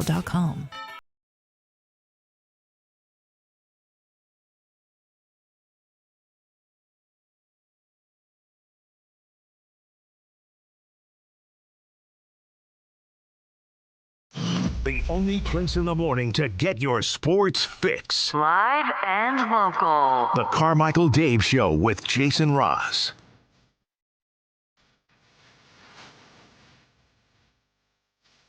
Four down territory time. If there is a sign of getting old, I tweaked my back Saturday. I've had the occasional sciatic back issue. I should not have played yesterday. 100% should not have played. I was hurting going, but it was a big deal. And I did play. And I'm hurting. Really? I'm really hurting right now. What's the biggest culprit? Golf. Golf? Golf. So it just didn't help your back at all? I would say it incredibly didn't loosen up, hurt my back. Even while you were playing? Yeah. It got better, but then today I'm paying for it. Hey, where is my printout of my words? It's 8 o'clock. Do we have Anthony, do we have a printout for I can check. Thank you. I want to give our code word today because we've got these are last week's. We've got our Kempton Sawyer giveaway. Kings, Oklahoma City, November 7th, lower level seats. One night stay at the Kempton Sawyer and a $200 gift card to Revival. That is a heck of a deal. It really is a heck of a prize. But I have last week's. We had this I can week's. print it. Yeah, or just, you know what? You can say it in my ear. To be honest, I just need today's code word. So give me the code word, and then you call in at 916, or excuse me, you text in at 916-339-1140. And as I always say, it's like a raffle ticket, basically. Yeah. My dad said when he said Ray peanut butter, he said the peanut butter outfit Mason wore for Halloween was the best, dummy. He said, what does that mean, Dad? You said Ray, like Sugar Ray Leonard. You said Ray peanut. Was he trying to say hooray peanut butter? I don't know. I don't know either, but That's I told him he called me a dummy because I didn't know what it was. Dad, I don't have Espy. 4 down territory. Dads. Jeez. Question 1. We have played 1/3 of the NFL season. I don't like this already. Who is your MVP right now? I don't like that. I don't like that call. Not a very good call. We're already a third of the way through. I mean, come on, man. Don't start the slide yet. Come on, man. 2/3 left. Long way to go. This is a tough one because I feel like there's no, Josh Allen, Lamar Jackson. It's a battle between the two of them. No, not right now. I'm going to tell you who I think it is, and I'm going to acknowledge that I think there's a small percentage of me that says it because it's who I want it to be. Baker Mayfield. Mm-hmm. Baker Mayfield of the Tampa Bay Buccaneers. Not only are they doing well, but he's right at the top, right? He's number 4 in yards, and he's 150 away from the top of that. He's also one off of the most touchdowns, just one interception. Quarterback rating of 108.5. Sam Darnold's also having a really good year in Seattle. I'd be fine. Listen, there's 4 guys on this list I'd really be fine with. Daniel Jones, Drake May, probably too early. Sam Darnold, Baker Mayfield. This just goes to the whole underdog thing. But I'll say Baker. Yeah, I think it's Baker too right now. I think he's played like one almost last year, and I wasn't going to win it because the other 2 guys were so good, in Allen and in Lamar Jackson. But so he's done this for a while. He's got a top record. He's played great. He's had injuries everywhere. Mm-hmm. It's everything you would want in an MVP. So I think it would be Baker Mayfield. But I'm glad you mentioned those other guys because I honestly think Drake May should be up there. Daniel Jones. I mean, that's crazy that these guys are even mentioned, but their teams are doing well and they're playing well. Fair to say Daniel Jones right now comeback player of the year? Yeah. Yeah, I think so. Hey, second down. With 1/3 of the NFL season complete. I don't like that. I don't like that at all. Hey, don't go in the spiral. I don't like that at all. I can't. Yeah. Who is your coach of the year? I would say it's got to be Shane Steichen of the Colts, right? He's got the Colts at 5-1. Who's the coach of the Bucs? Why am I blanking? Todd Bowles. Thank you. Fred Bowles. Fred Bowles. Fred Todd. Now, look, to be honest with you, you can make a really good argument even at 4-2 that Kyle Shanahan has done the most with the least. I'm just trying to not be a red and gold homer, but I will say this. I think he's done the best job of his career considering everything that has been thrown at him. Liam Neeson of the Jaguars, he's done a great job when it comes to Liam Cohen of the Jaguars. He has done a great specific set of skills. He's done a great job too. He should be in the conversation. But I'll give it to Shane. Also, I'll throw a little nod to Vrabel of the Patriots. You're absolutely right. You're and Liam Neeson. And Liam Neeson. And Leslie Nielsen. What a stupid idiot. Third down, please. Ray Peanut Butter. What are your top 5 teams in the NFL? Oh, yeah, this is a tough one, man. Remember, as always, we use the rules of this season. We do not use reputations. We use the rules of this season and this season alone. I am going to say at number 5, the Los Angeles Chargers. Number 4, the Packers. Here's where it gets difficult. Number 3, the Steelers. Number 2, the Colts. Number 1, the Buccaneers. Oh, wow. I thought we were going to be completely different. We ended up having 4 the same. The only team I have different, so I have Green Bay 5. You had them 4, I believe. I have the Broncos 4. They've gotten hot here lately. Then I put the Steelers 3, the Colts 2, Tampa Bay number 1. Had the Jaguars won last weekend over Seattle, I definitely would have had them top 5 as well. I was kind of hoping for that. Fourth down. What are your bottom 5 teams in the NFL? The 5th worst team in the NFL. I want to put the Ravens in here. It's just they've been so injury riddled that even though they're 1-5, I can't do it. Also, shout out to the Raiders. They climb out of the bottom 5. That should be acknowledged.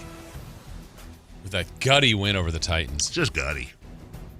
The 5th worst team in the NFL, the Cleveland Browns. The 4th worst team in the NFL, the Tennessee Titans. Followed by the Miami Dolphins. I give them a little bit of grace because of the Tyreek Hill injury, but holy crap, it's falling apart there. Tua Tagovailoa throwing his teammates under the bus for being late, which I don't know if I like or hate that yet, but Mike McDaniel called him out saying not the place, not the time. Why? Screw those guys. Don't be late.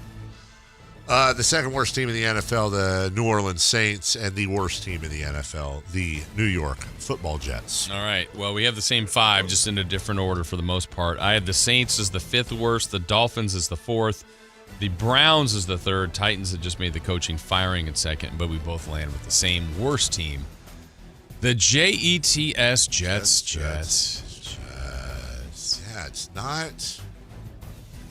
Yeah, it's not. Those Jets, man. I'll tell you this much. I want the Jets to do well. I have no dog in that fight because they perennially suck. Yeah, they have the longest playoff drought. They've been bad. Let's clean up some text, everybody. We got a lot to clean up here. 916-339-1140 is your text line. Oh, say that to me again, by the way, in my ear.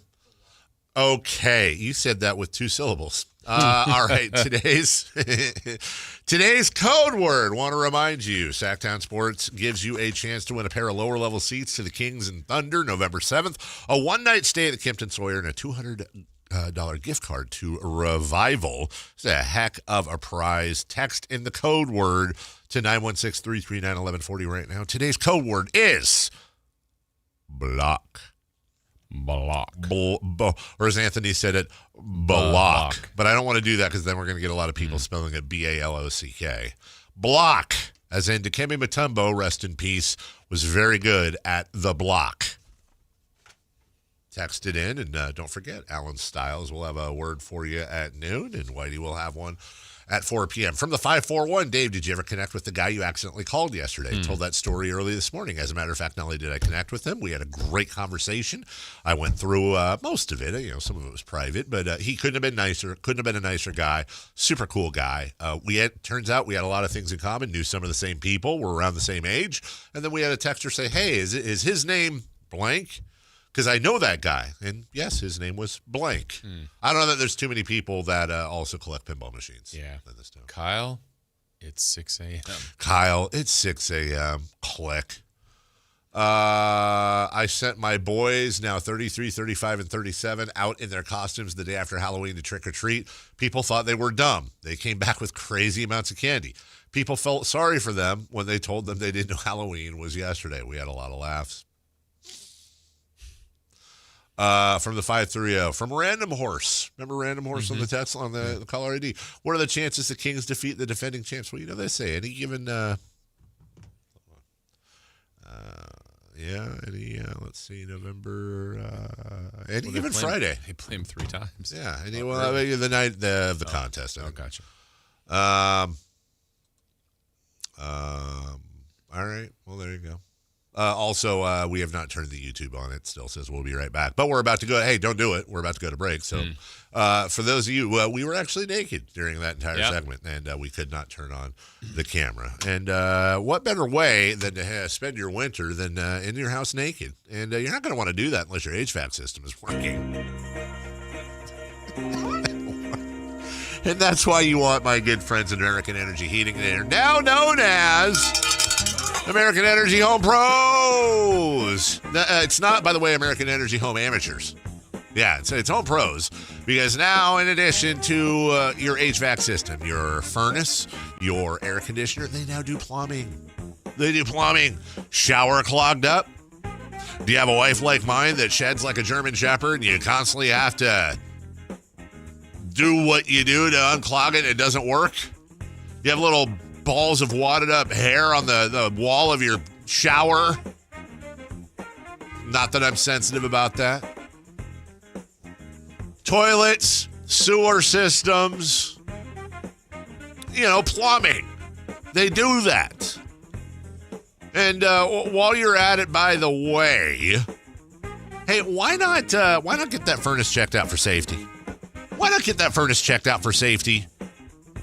Hey, get your ducts, your vents, all that cleared out. It's safe. It's good. It's going to run more efficient. Come on, man. Been around since 1981, A+ Better Business Bureau. That is American Energy Home Pros. I use them. My mother-in-law used them. My parents use them. I recommend them to all my friends, and you are my friends. We're all family. I'm recommending them to you at 916-520-9990. That is 916-520-9990. Or AmericanEnergyAir.com. American Energy, making the uncomfortable comfortable. We'll take a break. When we return, what's hot, what's not? Now let's go streaking right after this, hey? On the move? Got somewhere to be? Take Sacramento Kings basketball with you. The Sactown Sports app will let you stay connected to your passion. Never miss a moment of Sacramento Kings basketball with the Sactown Sports app. Staples presents That Was Easy. So I'm opening my own coffee shop. I smell a caffeinated catastrophe. And I needed menu boards and banners printed. What you really needed was a reality check. Staples really came through. They printed menus and signs, even flyers in time for my grand opening. And that's when the other shoe dropped. Not quite. I got $125 off my custom print order. Cha-ching! For your business printing, Staples. That was easy. Now save up to $125 on custom print orders. Valid in-store and online. Ends 11/1. Exclusions apply. Visit staples.com/print for details. With the new IHOP value menu, $6 is all it takes to go to your happy plates, where stacks of pancakes with bacon and eggs are just $6 every day. French toast, sausage, and eggs are, you guessed it, $6. And fluffy omelets come with a side of pancakes and only cost $6. Go to your happy plates every day at IHOP. $7 in some locations. Available every day for a limited time at participating restaurants in the U.S. Hours may vary. No substitutions. Not valid with other discounts or promotions. Prices may vary. So my mother is thinking of switching from Verizon to Pure Talk, but she's worried the deal sounds too good to be true. Michael, she said, how can those Pure Talk people offer me the same basic service as Verizon for so much less money? I said, Ma, go ask Google how much Verizon spends on advertising and promotions. A few seconds later, my mother said, oh my goodness, $12 billion a year? That must be a typo. I'll tell you what I told my mom.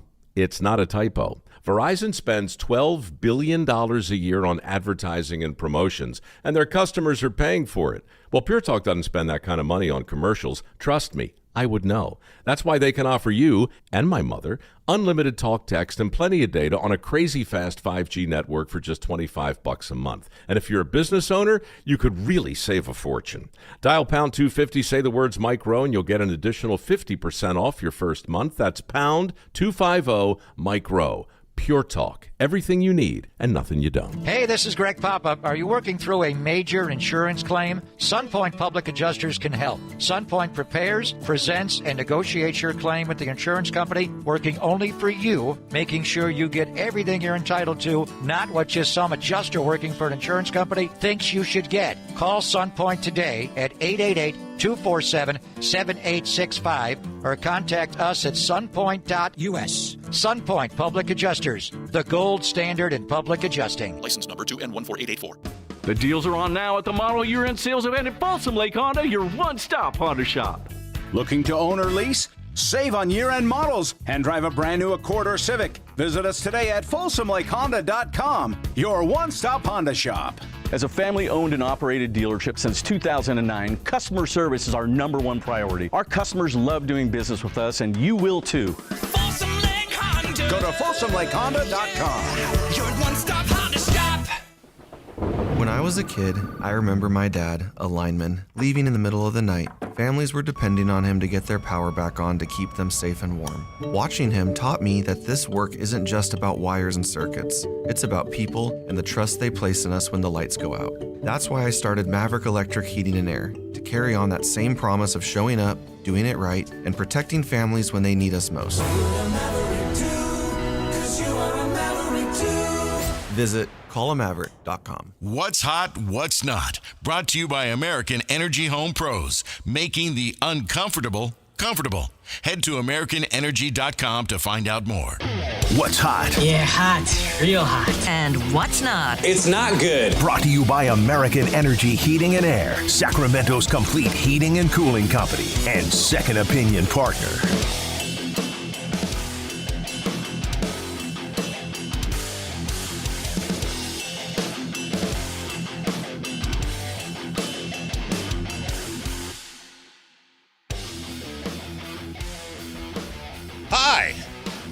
You're hurting. Hey, dude, I am. Just so lame. Backs are stupid.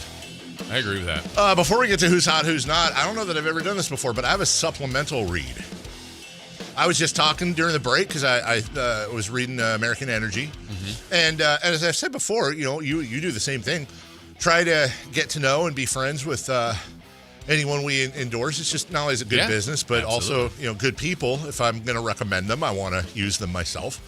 And Matt, one of the co-owners out there, I called him. He was on his way to a job. And we were talking about playing golf. And I wanted to remind you guys that, by the way, right now, since they just brought plumbing into the fray, American Energy Home Pros, 10% off any plumbing stuff that you may have. And if you're a club member like I am, remember you get 10% off of everything. HVAC stuff, plumbing stuff. So I want to remind you of that. And nice. Shout out to Matt and everybody over there at American Energy Home Pros.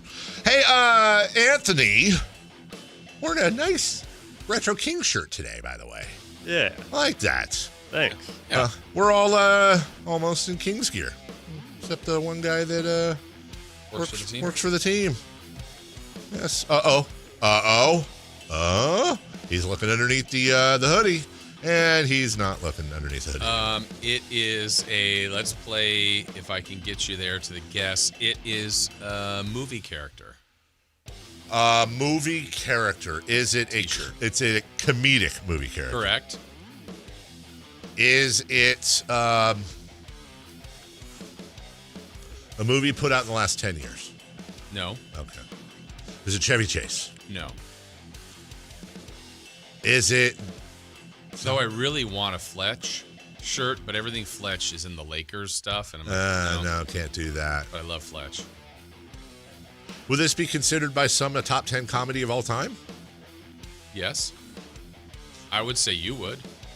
I think. Is it Will Ferrell? It is. So what character we would? It's going to be one of two. I'm going to say Will Ferrell in Step Brothers. That's not one. Or Will Ferrell in Anchorman. Ron Burgundy. Oh my goodness! Look at that. Kind of a big deal. That's a great shirt. He's sitting there with his drink and his burgundy coat and no pants with the black socks hiked up. It's a hell of a shirt. Well done, Sorry, Jason. no Kings. Not today. But I always have the tattoo. I mean, that's on the back. Okay. Oh, well. Kangs. You're wearing Kings with Kangs? That's kind Because of it's like, kinda how that's this- closest to the heart. It's kind of how this year's going to go. It's either going to be Kings or it's going to be Kangs. That looks like Rangs. It does kind of. Shout out to the Sactown Royalty Kings Herald crew for that. I buy all their merch. Good Well, merch. it's my way of supporting independent journalism. Yep. Hey, Anthony. Yeah. Yeah, who's hot? Cal Raleigh. Caleb Raleigh. Caleb Raleigh. Big dumper. 14 career games in Toronto. 9 home runs. Woo! Aaron Judge has 11 while playing double the amount of games in Toronto. Still sounds like an MVP to me. Yeah. Well, then who's not? The Tennessee Titans. Aw, too soon. Yeah. Fire their head coach after going 4-19 with him. Yeah, that's not great, right? Yeah, not very good. Good luck, Mike McCoy. Good luck, Mike. The Raiders got him fired. Didn't they, though? Yeah. Last team to beat him. Reading the text line, Angry Texter's first text of the day says, I'm skipping his texts. He hasn't texted since October 9th. You're ignoring the text line again. I don't see a text from you in 5 days. How am I skipping your text, Dingleberry Hoffer? All right. Oh, and by the way, Random Horse's caller ID doesn't say Random Horse anymore. It's back to LeBron James. Oh, okay. Still want to know how he does that. Because I would switch my caller ID to so many things. Whoa, Tiger Woods is calling me. It's the Pope? Again? Queen Elizabeth, I thought she wasn't with us. Jason Ross? Yeah. Oh, sorry. I thought you were. No, just Queen Wave. Let's go streaking. Okay. It's time to go streaking. We're going streaking! Who is the Nostradamus of MLB? Who can keep the streak going? It's time to go streaking. What the hell are you doing? We're streaking. All right, well, I lost track of streaking because I was gone on Friday. And I heard there was a player picked that wasn't even playing or eliminated. Right, yeah. So, I don't know. Do you know who you picked yesterday? I did. I put it in here. I picked Christian Yelich. Oh, you did pick Christian Yelich. I did see that you did that. You had a question mark, and I filled it in. Well, Christian Yelich got up 3 times yesterday. We know that the Brewers only got 2 hits. Christian Yelich got up in the, critical in the ninth. Bottom of the ninth. Yeah. And you know what? Christian Yelich, he got on base. He did. Let's go. 0 for 3. 0 for 3. It was a walk. I was in a similar situation because I took Jackson. Cheerios. He got up in that critical ninth inning. Yeah, he did. He drove in a run. Yes, he did. He's got the 1 RBI. But he was 0 for 3. Sacrifice fly. I think Kyle yesterday said he took the big dumper. Yeah. That's Caleb Raleigh. Yeah, in France, it's the big dumper. Oh, he got up 3 times. Berger. He did not get a hit. Oh, wow. We all we took the golden sombrero. Yeah. Doesn't golden sombrero sound like something else? Sure does. Sure does, doesn't it? Sounds kind of interesting. Sounds like something I saw in a movie. So it's just Dodgers and Brewers today to select from. I'm not. Well, I said I'm not picking a Dodger for the rest of the way. Is that what you said? I don't want. Though, it does occur to me we're doing so terrible that maybe I should reconsider that. Take a Dodger as form of a jinx, but I'm not going to do that. I will take Jackson Cheerios. Okay. You got Churio. I'm going to take Contreras of the Brewers. I'm actually surprised they didn't go with Chorizo. No, that's closer. Jackson Chorizo. Anthony? I am going to take a Dodger, unfortunately. I'm going to take Freddie Freeman. I think it will jinx them. Better be a jinx, dude, because if Freeman does something, if Freddie Fredman does something. Hey, by the way. I mean, nobody really mentions this, but Shohei's batting 130. Good. I got to say. Good. If my guy Aaron Judge was doing that. Oh, yeah. But, well, actually, in all fairness. I haven't heard a lot of people talking about that. I hope that's the best his average is all postseason. I'm fine with that. Okay. I hope he's Nohei Ohtani. Let's check in on our poll of the day. Oh yeah, let's see the Halloween poll. Yeah, we now have 200 votes in, so we're getting a good size here. Did you get your Halloween stuff up yet? No. Are you not doing it? Yeah, no, we're gonna. I'm gonna do it. I don't like November 1st. My Christmas stuff goes up. So you're early on Christmas. I wouldn't say you're late, but you're getting close to late. I am. Well, I'm probably going to do it this weekend, you know. But it's just now it's raining. It's a witch and a something else and a thing and a pumpkin. It's a lot. Yeah. Well, this year is going to be great for Christmas because the lights are already up. That's the toughest part. Now I just got to plug in Niners Santa and Niners Rudolph throwing a pass, and we've got Penguin and Hello Kitty. Random. Daughter. Yeah. And because she had a stuffed penguin and a stuffed Hello Kitty, and that's how it goes. And by the way, you know what her stuffed penguin's name is? By the way, she named it when she was 7. Polly. I could give you, it almost rhymes with that, but I could give you all day. Because you think originally it was Penguin. Because she couldn't say penguin, but then when she was 7, she switched it. Her penguin, which she still has, actually brought to USC with her. Her penguin's name is Balls. They name stuff, dude, and you just kind of go with it. Like, all right. Okay, Balls the penguin. Sure. What is the proper cutoff time for trick-or-treating? Coming in last, 11 p.m., 4.9%. And by the way, that's high because one guy admitted he accidentally said 11 because he thought it meant age cutoff, not time cutoff. Coming in second to last, other. Okay. Don't know what that is. I mean, don't. Yeah, you asked to list the time, but people aren't doing that. Coming in second, 10 p.m. And coming in first, 9 p.m., 63.2%. this entire poll was motivated by MC. Yeah. Saying that 9 was too early. Well, I'm sorry, I pal. think this year it might be with the Friday start. Friday Halloween time. Halloween day, excuse me. Halloween day. Yeah. Why not trick or treat during the day? Why not? Hey, why not? We'll take a break. When we come back, very quick break here, just 2 minutes. We got sound from Kings practice. Life Without Keegan. Coming soon, Sunday nights on CBS. Life Without Keegan. We'll explore that next. Stay up to date on Sacramento sports. Join the Sactown Sports 1140 newsletter. Visit SactownSports.com. This is the story of the one. As a safety manager at a manufacturing plant, he does everything he can to keep his coworkers safe. From finding ways to reduce risks to keeping safety supplies in stock. And for that, he relies on Grainger. Grainger offers a broad range of quality products and next-day delivery, so he can always play it safe.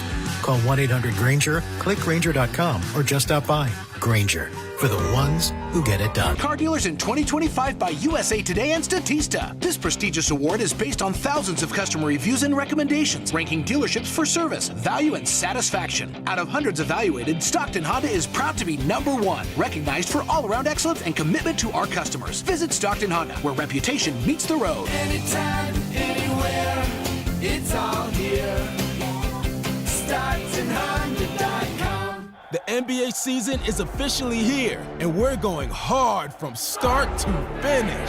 Every player is showing out. All 30 teams are locking in.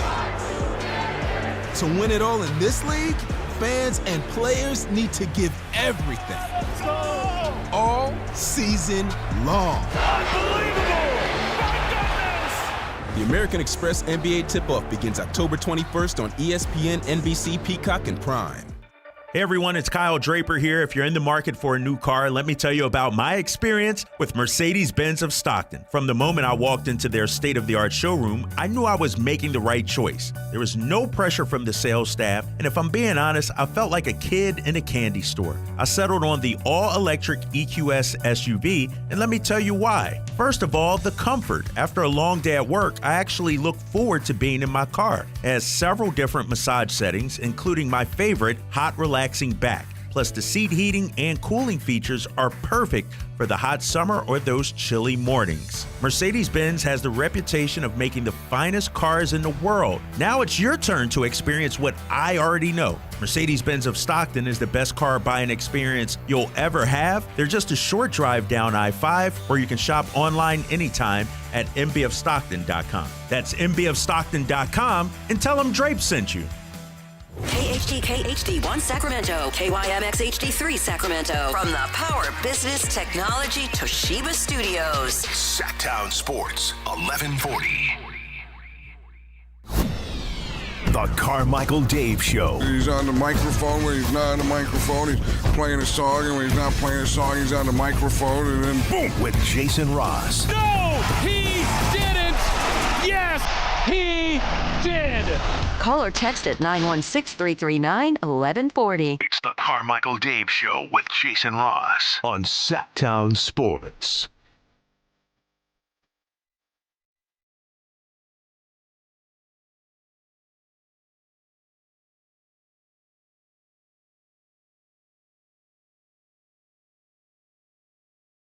Oh, yeah.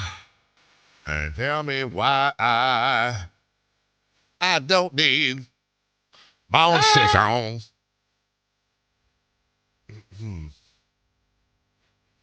Yeah, they did say it was crazy.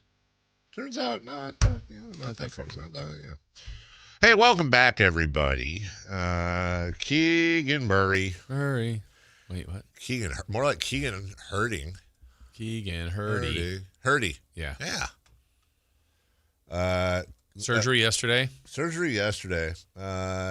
Welcome back, Keegan. By the way, it was it's good to know it was successful. Yes, good news as opposed to unsuccessful.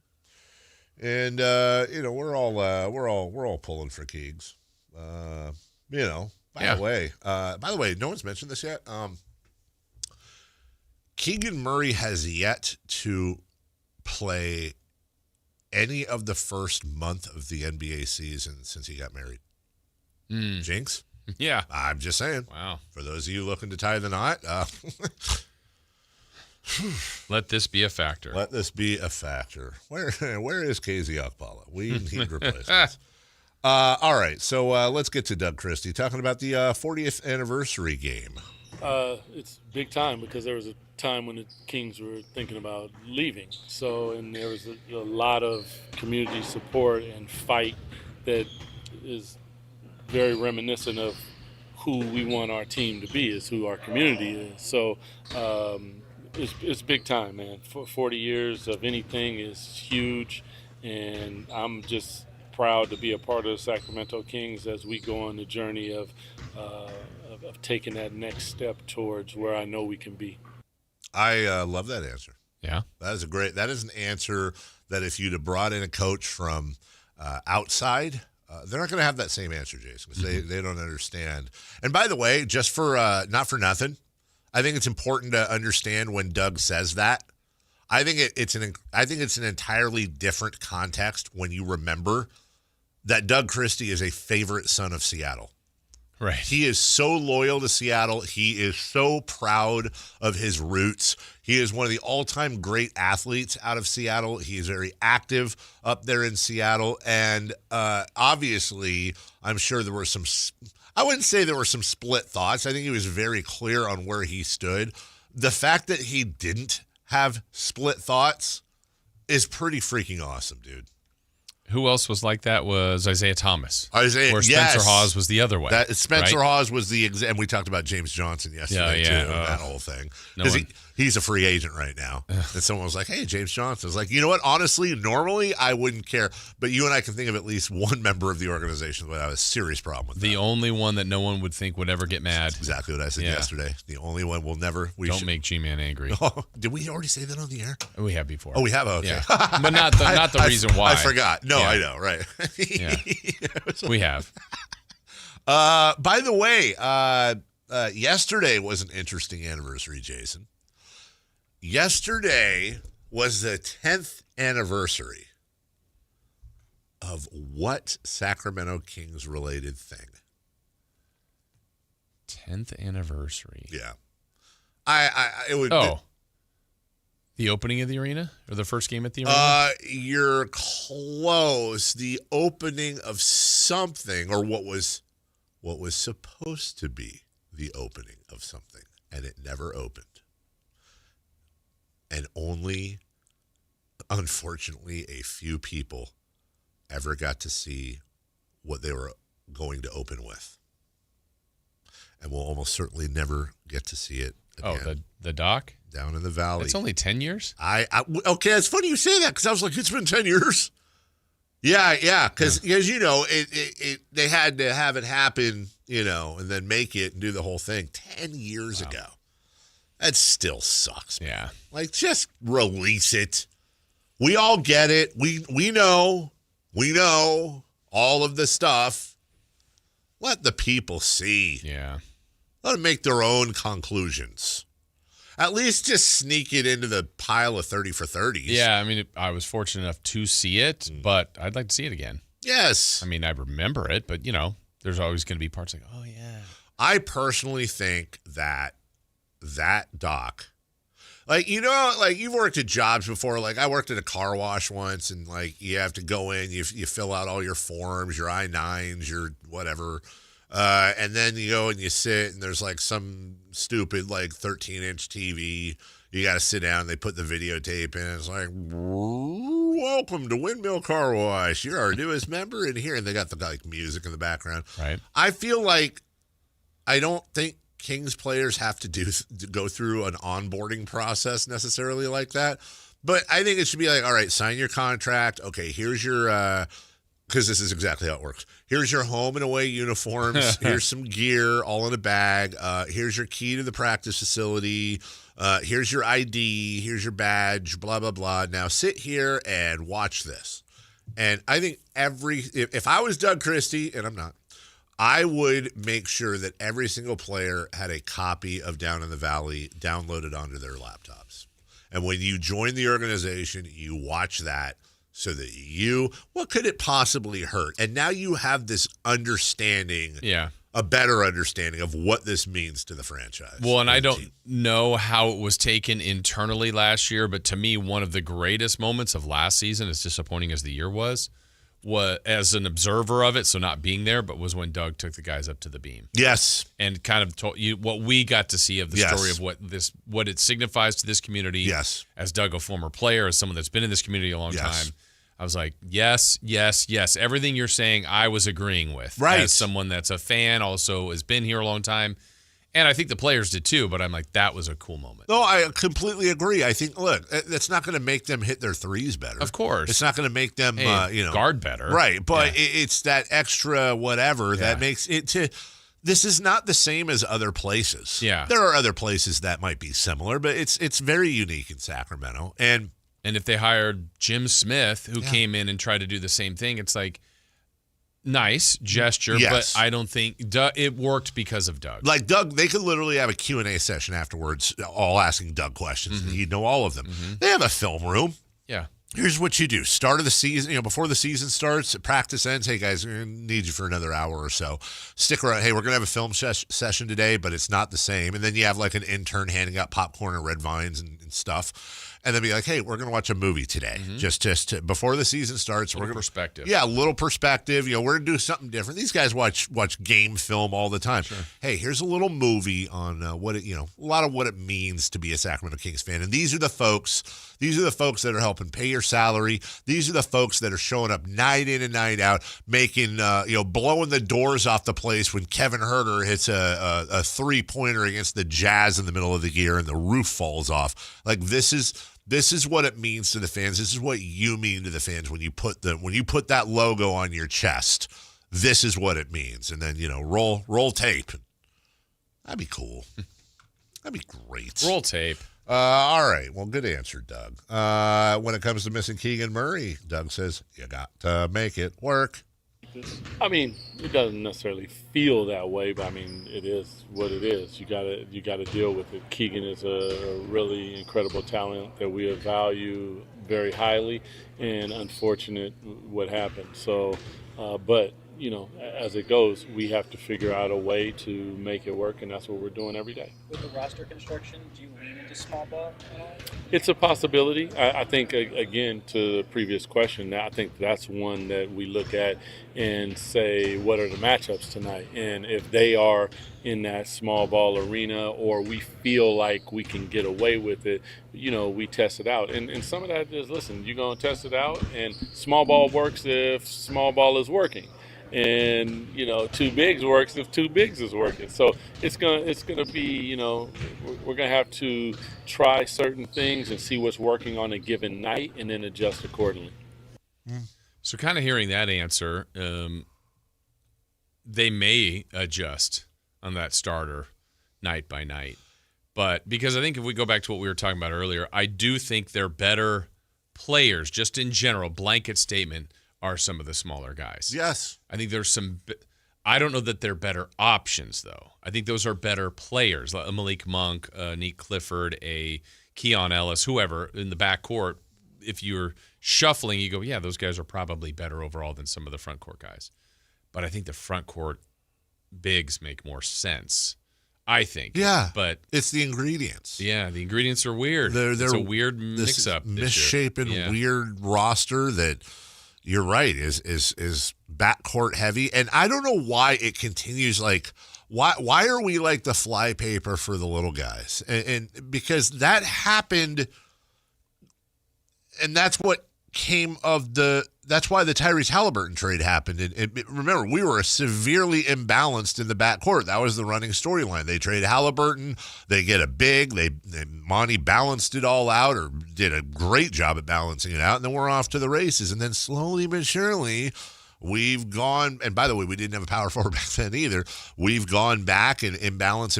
Oh, okay. Well, we'll trade De'Aaron Fox. Unfortunately, we didn't get anything. We didn't get a Sabonis back. Right. We got another guard. And now you're right. There's not enough room. Malik Monk, Devin Carter, Keon Ellis, Zach LaVine, DeMar DeRozan. Like, you've got all these guys. I mean, to be fair, maybe even Keegan Murray. These are all guys that naturally would play the 1, 2, or the 3. Nick Clifford, thank you. And then you have Sabonis and a rookie, the second rounder, right? A journeyman, some G leaguers, and a guy who's 71 years old who couldn't play for Denver last year as your 4 and your 5, your front line. That is a ridiculously imbalanced. It's Jason. It's almost a comically imbalanced. It would be funny if it wasn't not so funny. Right. It is an incredibly imbalanced roster. Let's talk strategy and let's talk philosophy with Coach Christie here on what he's looking for. Well, for me, it's always going to be defense. I think, we can look at the offensive end, but I think, shot profile and different things can affect your defense, your transition defense. There's a smoothness to what we want to do when we talk about our offensive pillars of pace, space, and sharing the basketball. We want to move the ball up the floor, whether it's with the dribble or with the pass. And then once we get into that, we got to get into the next actions and make the game move for us. Move the ball and move bodies. And so it's not so much about like how individuals are playing or a group. It's right now we're creating an identity. An identity is who it's going to be regardless who comes in here. Now you do have to play to your talent and what you got out there, but there are certain parts of the game that we are not going to bulge on, and it has to be what it has to be. Did you say bulge on? I think so. I think he did too. That's what I heard. I think he meant budge. We get it. 27% is what the Portland Trailblazers shot from beyond the arc. Their splits were 47, 27, and 70, which, to be fair, got to call balls and strikes here, is a marked improvement from 48, 54, 82. This is interesting with Doug. We talked earlier about that CBS Sports ranking thing that had him second to last due to lack of experience. Sure. It's interesting that Doug is putting out – this is where it's like I don't know what levers to pull or for them to pull. Doug is making it very clear that I say buzzwords and catchphrases, but I don't want to imply that he doesn't mean what he says. We want them to feel us. We want them to have to scratch and claw any road team coming. We want to protect our home court. Mm-hmm. We want to play defense 94 feet or at least aggressive defense. So he keeps repeating these virtues. And by the way, it's backed up by Scott Perry saying many of the similar things. But you also have at least two guys on this roster in Levine and DeRozan that they're looking to move, that know that they're being looked to move, and also are like, look, for DeMar DeRozan, let's just be honest, this is Jerry Rice on the Broncos. That's this stretch of his career. And for Zach LaVine, he's in an outpost right now. I'm not questioning their professionalism or their talent or their effort, but I cannot imagine they think this is where they're finishing their career. I also cannot imagine they would welcome, not that they dislike it here, but they wouldn't welcome a change to a contender. I think those are fair things to say. So you're asking those guys who you need to showcase in order to trade to play extra hard and play defense. By the way, defense is very difficult to check in a box score. So they want their shots up. They want their rebounds. They want their assists. They want their steals, which is a little bit of defense. But if you're Doug, you're trying to get this team to play defense. And let's just be really honest. With Keegan out, 60% of your starting lineup is anywhere between a turnstile to the blanket that they olay with in bullfights to a body. Mm-hmm. Like, nobody's a plus defender. And by the way, it's not like Sabonis or Schroeder are all defensive either. They're fine, but they're not all defense. So if and when this team inevitably comes out in the first 10 games where we can get some sort of sample size, and it's like, welp, here we go again. Every team, it's shooting practice at Golden One Center. Everyone is shooting 45% from beyond the arc or better. Kings are giving up 120 a night, blah, blah, blah, blah, blah. How do we grade Doug on that? Right. Is it he does not have the ability to affect change with players, therefore he's ineffective at this and it's his problem? Or he's stuck with these players that absolutely just don't do it, but he can't really bench them, and you can't say this publicly because if you bench them, their value tanks and they're trying to get rid of them. What the hell do you do if you're Doug Christie? Yeah, I think you can even look back at we know at this time last year, everything Mike Brown was saying was defense. Yes. The team did not defend very well. And he's a proven defensive coach that has coached phenomenally good defensive teams that had Draymond Green on it. Yeah. That had LeBron James at the peak of his powers on it, and other guys on those teams that could play defense. Yeah, when he first got here, had one of the great offenses that we had seen in recent years. Yeah. And then, the league has kind of done some changing in that, and others past them. So he realized, hey, for staying power, this team still needs to be good offensively. That's right. But has to get way better defensively. There was a lot of emphasis on that, and they did not really get that much better quantifiably on defense. And ultimately, his job was gone. Yeah, right. And Mike Brown couldn't get them to listen. And when you look at this roster, I'm not going to count Nate Clifford because we haven't seen him play an NBA game yet. You basically have 2.5+ defenders. I would say, correct me if I'm wrong, you have Keon Ellis, you have Keegan Murray, and I'm giving a half to Devin Carter. I would say he is. Okay. I'd even give 3. But okay. That's okay. Let's give him 3. But that's the high end, I would say. So you're talking about a 1 or a 2, a 1 or a 2, and a 3 masquerading as a 4. One of them is hurt. One of them is on the fringe of being a G Leaguer, damn near, in Devin Carter. And one of them can't break into the starting lineup. And you almost find yourself asking the question, how the hell do you not start and give 30-plus minutes a night to Keon Ellis if you're preaching defense? I understand you're going to lose a little bit at point guard, but you also happen to have one of the best point guards in the league at center. You have guys that can move the ball. I'm not worried. What is the difference if you've got, I don't know, let's just say 20 team assists. It'd be more, but let's just say 20 team assists. Who cares if 6 of them are Sabonis and 4 of them are Levine and 3 of them are DeRozan and there's. I understand you need to initiate the offense. I'm not trying to be ignorant here. Yeah. I understand you need somebody to initiate the offense. You need a true distributor point guard guy, but is the drop-off, maybe it is the drop-off in point guard quality from Schroeder to Keon Ellis larger than the drop-off from Schroeder to Keon Ellis when it comes to defense? And dare I say scoring? Yeah. I need to see more of it, but I will go to the first preseason game this was the one at home. Schroeder was not very good, but I thought that gap in the game for when Schroeder was out until Isaiah Stevens came in. Yeah.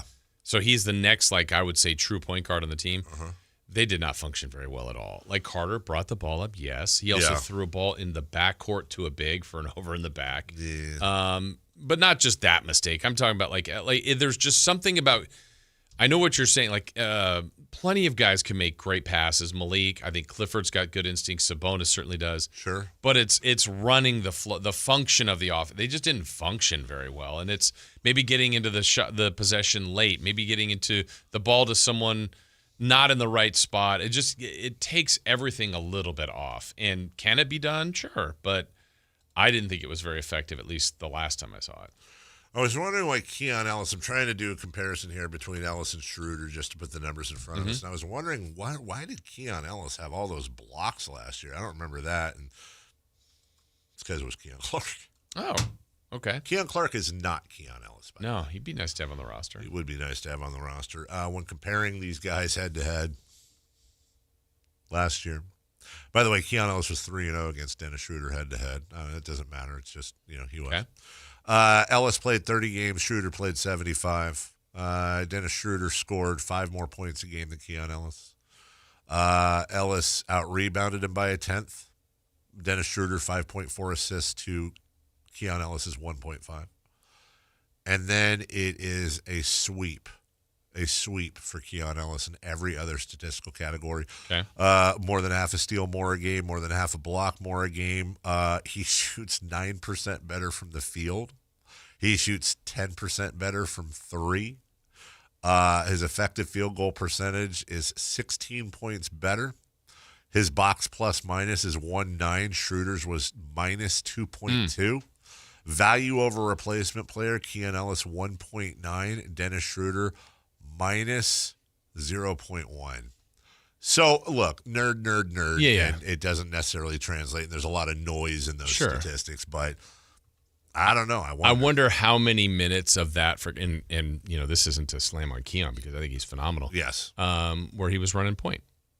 You're right. I don't know. Nope. I don't know. Some of it he was, I'm sure, but I don't know how much of that, while they had Fox, while they had a few other choices. But look, at this point with Keegan's injury, I think everything is going to get explored. Really, I think if Keegan was healthy, I think everything should be explored on this team, the way they're constructed, because look, I don't think a lot of people have huge expectations. Right. And that doesn't matter if everybody thinks they're going to miss. They can't think that. They've got to think they're going to the playoffs. That's right. So, and I think that's what they want to do, and I think that's all their goals. So you've got to figure out every possible angle, even if you and I said, this team's winning 20, blow it up. Doesn't matter. They've got to figure out what they've got. Well, I everything you said is correct.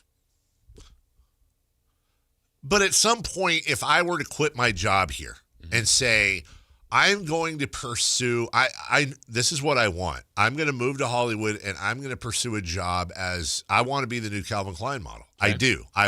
Look at this face, look at this mouth. I want to be the new underwear model for Calvin Klein. Look at this body.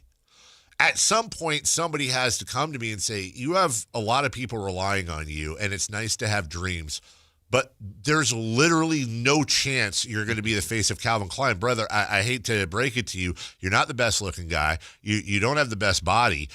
There's all these other folks that can do this. You have no chance. At what point does what you want to do damage the fact that you're going to spend all that time trying to do the thing that is just flat not possible, rather than, again, using the same stupid analogy, maybe I'd be better served instead of going to be that Calvin Klein model that's an impossible dream for me, going to try to pursue a career that I have a chance at being successful in. Yeah. So with the Kings, I hear what you're saying. Right. It's Doug Christie's job to get these guys to the playoffs. You play to win the game, but at some point, do you go, dude, we're not going to. Yeah, I just don't think they're there, even though they could be there very soon. If they're not there, my opinion, only mine, Carmichael Dave's opinion. If they're not, I'm not talking about publicly. I'm talking about deep down in places you don't talk about at parties. If they're not there, they're incompetent. I don't agree with that.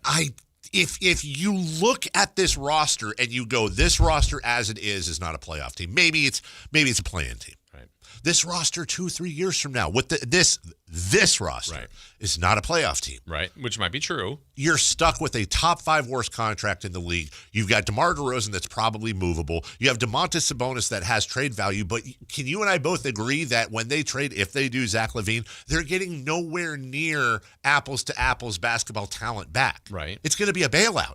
So you're going to get effectively worse. And then on top of that, DeRozan, you're not getting, maybe you get a young player, maybe you get a future pick. You're not getting 22 points a game back for DeMar DeRozan. Sabonis, maybe, but if they're already a borderline not playoff, not play-in team, and I think you and I both agreed, first round exit is the ceiling, then what is the virtue of thinking that you can do it with this team, rather than what can we do, what is in our control? We can give the young guys all the playing time in the world. We can sink or swim, throw them in the fire, and do everything we can to move salary off of this roster, because we went over last week. You got not just this year, but next year, where they are capped with those 3 guys. Well, and I'm sure, this is my best guess, that there were discussions about DeRozan, about LaVine, and if you're not hearing, like if you're just getting nothing, you don't do that. And I believe that I want to be very clear, I believe they're not getting anything. Yeah, I believe there's no takers. Your better chance is to actually play them. Not that people don't know what they are, but like if all of a sudden they start the season, we're not playing LaVine, we're not playing DeRozan, like what's wrong with those guys? Yeah, no, you're right. You can't do Showcasing. that. No, you're 100% And it's right. not necessarily showcasing as much. Like everybody knows who LaVine is, everybody knows who DeRozan is, but it's to know they're healthy, they're contributing, they're playing minutes. Yeah. Hey, we have a need. Let's contact the Sacramento Kings. Please, God. We'll take a break. When we come back. What's on Deck brought to you by Trek Stacking and Railing. And then we got preseason action tonight as well. We'll do all that next. The Sactown Sports 1140 newsletter right to your email. Get your latest on the Sacramento Kings, athletics, and Republic FC with the Sactown Sports 1140 newsletter. Visit SactownSports.com to join. With 25 award-winning years in Northern California, Ashton & Price is your local injury law firm. Pro attorney tip: if a firm presents as local but they're in LA, red flag. If your first consultation is not with a lawyer, big red flag. At Ashton & Price, your first consult is with a local attorney, and if serious injury prevents travel, a lawyer will come to you. Still not enough? George Washington's my uncle. At Ashton and Price, no red flags, just red, white, and blue. Remember, for the best advice, don't think twice. Call Ashton and Price. At Power Business Technology, we're not another big box corporation. We're your neighbors, locally owned and operated. We know what businesses like yours need, from reliable printers to high-performance copiers. We'll help you find the right solution with personal service you just can't get online. Need setup or support? We're just down the road and always happy to help. Power Business Technology, family hometown service with big-time solutions. Contact us today for all your business printing needs at 844-POWER-BZ. That's 844-769-3729 or visit us at powercopiers.com. We just want to have enough money for retirement. And travel to visit our grandchildren. I understand. That's why at Fisher Investments, we start by getting to know each other, so I can learn about your family, lifestyle, goals and needs, allowing us to tailor your portfolio. What about commission-based products? We don't sell those. We're a fiduciary, obligated to act in your best interest. So how do your management fees work? We have a simple management fee based on the value of your portfolio, so we do better when you do better. We appreciate that kind of transparency. We also check in with you regularly to keep you up to date on the markets and your portfolio. Well, what other services do you offer? As a client, you have access to resources on investing, financial planning, estate planning, Social Security, Medicare, and more. Wow, sounds like Fisher Investments has everything we need. At Fisher Investments, we're clearly different. Learn more at fisherinvestments.com. Investing in securities involves the risk of loss. Hey, it's Carmichael Dave here, talking to you about my good friends at American Energy Heating and Air. Now, they're upgrading their offerings to you to include plumbing, bringing that same expertise and experience into the plumbing space. They're no longer just heat and air. They're now your American Energy home pros. And you've heard me talk about them for years as your second opinion partner. Now you can still get a second opinion on any HVAC service or replacement. But now you can also get a second opinion on any of your plumbing services. And when you really think about it, how do we know how much it's supposed to cost? At the very least, you'll know you're in the ballpark, and I can all but guarantee you they'll beat the price. They'll come out for free. They'll give you a second opinion. And all you got to do is give them a call, 916-520-9990. That's 916-520-9990 or AmericanEnergyAir.com. Serving the greater Sacramento area since 1981. American Energy, making the uncomfortable comfortable. Thunder, feel the thunder. It's the energy all around you. Lightning and the thunder. The thrill of the moments to come. The flash of lights. The rush of pure exhilaration. The roar of the crowd. See it, hear it, feel it. Feel the thunder. Lightning and the thunder. Thunder Valley Casino Resort. Feel the thunder. This 49ers Red Zone Report is being brought to you by Mountain Mike's Pizza. Pizza the way it ought to be. The handoff to McCaffrey. McCaffrey up the middle. He's into the end zone. Touchdown, 49ers. Ball will be set near hash. Here it comes from left to right. It's on its way. Plenty of distance, and it is good. Left to right. Morstead to hold. Good snap. Kick is on its way, and it is right on through. Pipes another one for Pinero's fourth field goal attempt. It is up. It is on its way, and of course, it is good. Ready, set, win big. When the 49ers win, you score. With 49% off any large pizza, only at Mountain Mike's Pizza. Celebrate every game day with your favorites from our legendary crispy, curly pepperoni, bold sauced up wings, garlic butter drenched sides, and gooey sweet desserts, all hot, fresh, and built for a Niners victory. Download the Mountain Mike's app, join Mountain Rewards, and turn every Niners win into a pizza party. Let's go Niners. Mountain Mike's Pizza. Pizza the way it ought to be. Ladies and gentlemen, this is going to be fun. It's time for What's on Deck, brought to you by Trex Decking and Railing.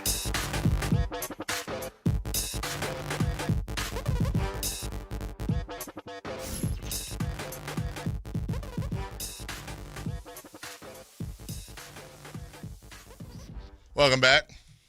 As we get to What's on Deck, Will Zimmerly of Sports Illustrated. I like what he did here. He said, for everyone hoping the Kings go small with either Keon Ellis or Nate Clifford, which if it was Keon Ellis, for example, that would probably push DeMar to the 4, not Levine. Right. He took a look at every power forward the Kings are facing through the end of November.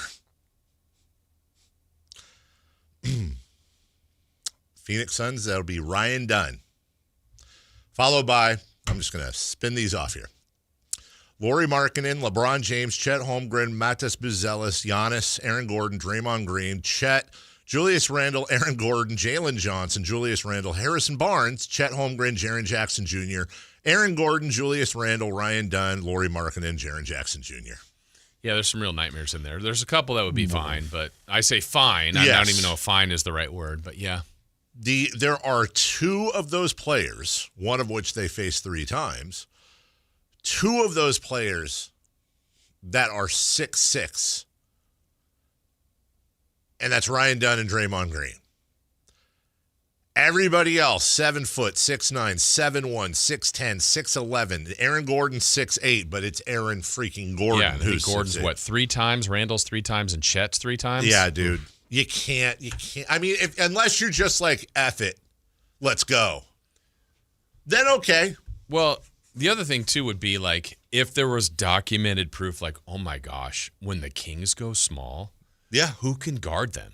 That's not great. But that's not what we're saying. It's just that's some of their better players. But, yeah, you already have some disadvantages. And, again, I think they're better players with the smaller guys, but I think they have to play the bigger guys. That's what I'm saying. Start the bigger guys. That's what I'm saying. Isaac Jones, Eubanks, Reynaud, something. Saric, I don't know. Oh. D'Angelo, the singer, passed away. What? Yeah, 51, I think. Ugh. D'Angelo, the neo-soul trailblazer and modern visionary whose 3 albums were all heralded as classics, works of art, has died at the age of 51 after a courageous battle. I think somebody said pancreatic cancer. That's what Swayze passed. Yeah, that one's like, that's the whammy one. Yeah, exactly. Was there, by the way, on this note, was there any word on Diane Keaton? What happened? No, 79 years old. I don't know. I don't know if it was just old age. No, I don't. That's wow. That's 2 huge losses. I mean, look, 79. 51. Golly. All right. Well, there's no. Sorry, guys. No segue out of that. Just rest in peace, D'Angelo. That sucks. What a talent. Okay. Well, let's segue back to ESPN. ESPN has had some real interesting simulations and predictions when it comes to the NBA this year. I don't know what the model is. Look, this thing's either going to be a lot of people are going to be using this to bet on next year, or and I'm leaning towards this. They're high, like they're just straight up high. Okay. You want to take a guess at who is going to win the Eastern Conference at 57-25 according to ESPN simulations? Cavs. The Cavaliers. They have them at 44-38 in the 7 seed. The Knicks. The Knicks, the 2 seed, 50-32. Boston is the 10 seed at 40-42. Yeah, Jason, it gets better. Orlando. 57-25. The Magic are your 1 seed. I mean, okay, right. Followed by the Hawks, the Pacers, the Raptors, the Bucks, the Cavs, and the Heat, with your play-in teams being the Bulls at 500 and the Celtics at 40-42. The Pacers didn't get really punished, but the Celtics did. Very much got punished. Who's winning the West? The West, well, Oklahoma City. Of course Oklahoma City is winning it. 58-24, the 2 seed. Oh. By the way, they won 68 games last year, everybody. I don't know, Golden State. 63-19, the Golden State Warriors with the 1 seed. By the way, average age on the Warriors this year, it's a record 54 years old, their starting lineup. Good for them. At the 3 seed, the Denver Nuggets at 55-27, followed by the 51-31 Grizzlies. These are ESPN's projections. The Clippers at 48-34, the Rockets at 44-38, the Timberwolves at 44-38, the Blazers at 43-39, the Suns at 42-40, and in the play-in, the Sacramento Kings, who will play the Minnesota Timberwolves. And according to ESPN's projections, things went from bad to worse for Minnesota in the final game of the play-in tournament as the Sacramento Kings handed them a surprise 103-101 loss on a DeMar DeRozan pull-up jumper in the final 5 seconds. Sacramento players celebrated by donning Kings of the Play-in T-shirts, much to the Bulls' dismay. And did you say the Lakers? What did I say? What? The Lakers anywhere?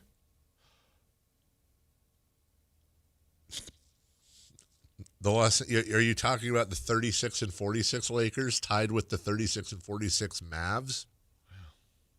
Who's doing this? The Spurs. Somebody who's high or is a genius. I'm leaning massively towards somebody. Remember History of the World Part 1? Mm-hmm. Remember when they, what was it, Mighty Joint? Someone got a hold of that at ESPN, dude. Just say no. 1-800-GAMBLER. I need to watch that movie again. I have do not too. seen that in years. I haven't seen that since I was like 11 or 12. And I remember enjoying it, but I'd probably laugh even more now. Or get it more. I don't see. Maybe I wouldn't laugh more. I'd understand it more. Yes, 100% would understand it more. I don't know if I'm curious if I'd laugh or not, because so much of me loving that movie was watching it with my neighbors across the street whose parents were always gone, and I could always watch movies I wasn't allowed to watch at home, so I felt like I was doing something bad. And it's always best to watch with people. True. But I mean, the Inquisition wanna show. No. Yes. The Leaf of Gregory Hines. And you know what would be actually interesting would be to watch that, and then I haven't even touched the sequel. Yeah, I'm afraid I heard there was one. I'm afraid to, but maybe watch it afterwards. Yeah. Like honestly, dude, they're high. Yeah. I'm trying love for the Warriors. My goodness. In the spirit of ESPN's NFL tradition of detailing the events of a single simulation, let's go through the NBA season using the outcomes are produced at random via simulation, and everything else, including player stats, takes creative license. Let's see. You know what? Out of curiosity, according to the NFL simulation, both the Eagles and Chiefs missed the playoffs. Oh. Okay.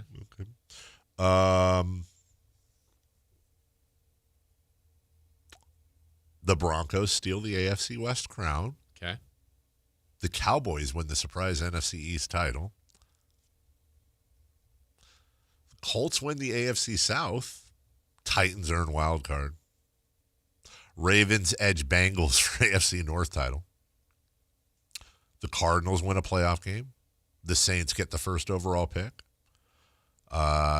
They have the Ravens at 10-7, the Bills at 13-14, the Colts at 10-7, the Broncos winning the West at 9-8, Cowboys winning the East, Lions winning the North, Packers 8-9, Falcons winning the South, Rams winning the West with the Niners at 9-8. I mean, some of these predictions it's pretty much 50-50. It's either a really good prediction so far or holy God. Yeah. They're high. Holy God. Holy God. We'll take a break. When we come back, Jason, let's wrap the show up. Let's do it. It's been a good show. Yeah. Your thoughts? I agree. Okay. We'll be right back with, we didn't do what's on deck. There's preseason, whatever.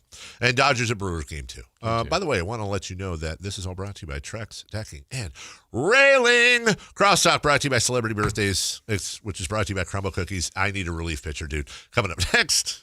You never know what you might hear when listening to a Sacramento Kings game. Out of Keegan, going for another triple. Man, is he feeling it. Keegan, can he do it? Yes, there's number 11, Keegan Murray. Keegan steps back. He just knocked down his 12th three-pointer, a Kings franchise record. He's got 45 points. Never miss a moment of Sacramento Kings basketball with Sactown Sports and the Sactown Sports app. If you're 55 or older and into that whole saving money thing, T-Mobile has an exclusive phone and internet bundle just for you. Right now, get 2 unlimited phone lines plus 5G home internet for just $30 each per month with autopay, plus taxes and fees. And with 5G home internet, setup is easy with just one cord and no technician needed, which is great if you're also into that whole keeping it simple thing. Switch now and experience the best mobile network in the U.S. Visit your local store to start saving. T-Mobile, it's better over here. Based on analysis by Ookla Speed Test Intelligence data Q4 2024 to Q1 2025. Ookla trademarks used under license. Unlimited on our network. Customers on voice plan may notice speeds lower than other customers and further reduction if using more than 50 gigs a month due to data prioritization. Video streams and SD on this plan. Home internet pricing after $20 a monthly bill credit plus $5 per line without autopay. Debit or bank account required. See 5G device coverage and access details at T-Mobile.com. When you bundle renters and auto with Progressive, you can save while protecting your most valuable possessions, like your priceless vinyl collection. Sure, you sleep on a futon because the money most people would have spent on a bed you spent on more records. But forget the fact that you can stream just about any song ever created for a few dollars a month. No, you need to listen to music in the most difficult way possible. So go ahead and get Progressive so you can save while protecting the things that matter to you. Progressive Casualty Insurance Company and affiliates and other insurers. Not available in all states or situations. Confidence is knowing you're ready to handle whatever comes your way. That's what it feels like to take on your workday with Cintas. They make sure your AEDs are up to date, your fire extinguishers are tested and inspected, your floor mats are cleaned and delivered, and your workwear looks good, feels good, and is freshly laundered with the Cintas Apparel Plus program. So are you ready to take on today? Visit Cintas.com and get ready for the workday.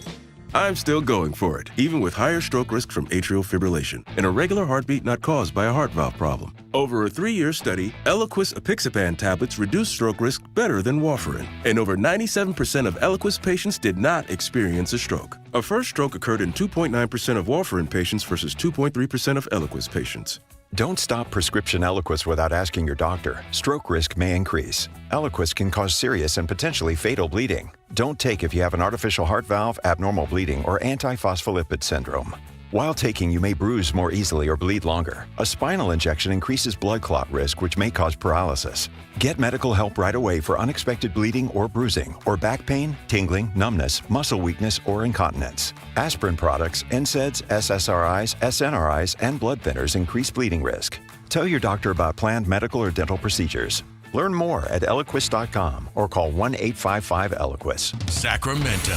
Buckle up. Fasteners Inc. Tool Outlet is dropping one day of insane DeWalt deals on October 18th. Bare tools, batteries, and kits will be at insanely low prices. Spend $1,000 on DeWalt products and get $75 off your order instantly. Spend $100 and get a lotto scratcher with prizes up to $1,000 off your next order. That's one day only. October 18th at Fasteners Inc. Tool Outlet, 6701 Power Inn Road. For more info, visit FastenersInc.net. Fasteners Inc. Better tools, better prices. The excitement of the game is here, and so are the model year-end savings at Stockton Honda, the best Honda dealer in Northern California. Score big with low payments, more for your trade, and a huge selection. Don't wait. The clock is ticking at StocktonHonda.com. Anytime, anywhere, it's all here. StocktonHonda.com. Based on the results of the study, recognized on June 18, 2025, USA Today's list of California's top car dealers 2025. It's time for the news of the day. The latest headlines, the biggest stories, hard-hitting analysis. Yeah, this is none of those things. And now, here's Carmichael Dave and Jason Ross.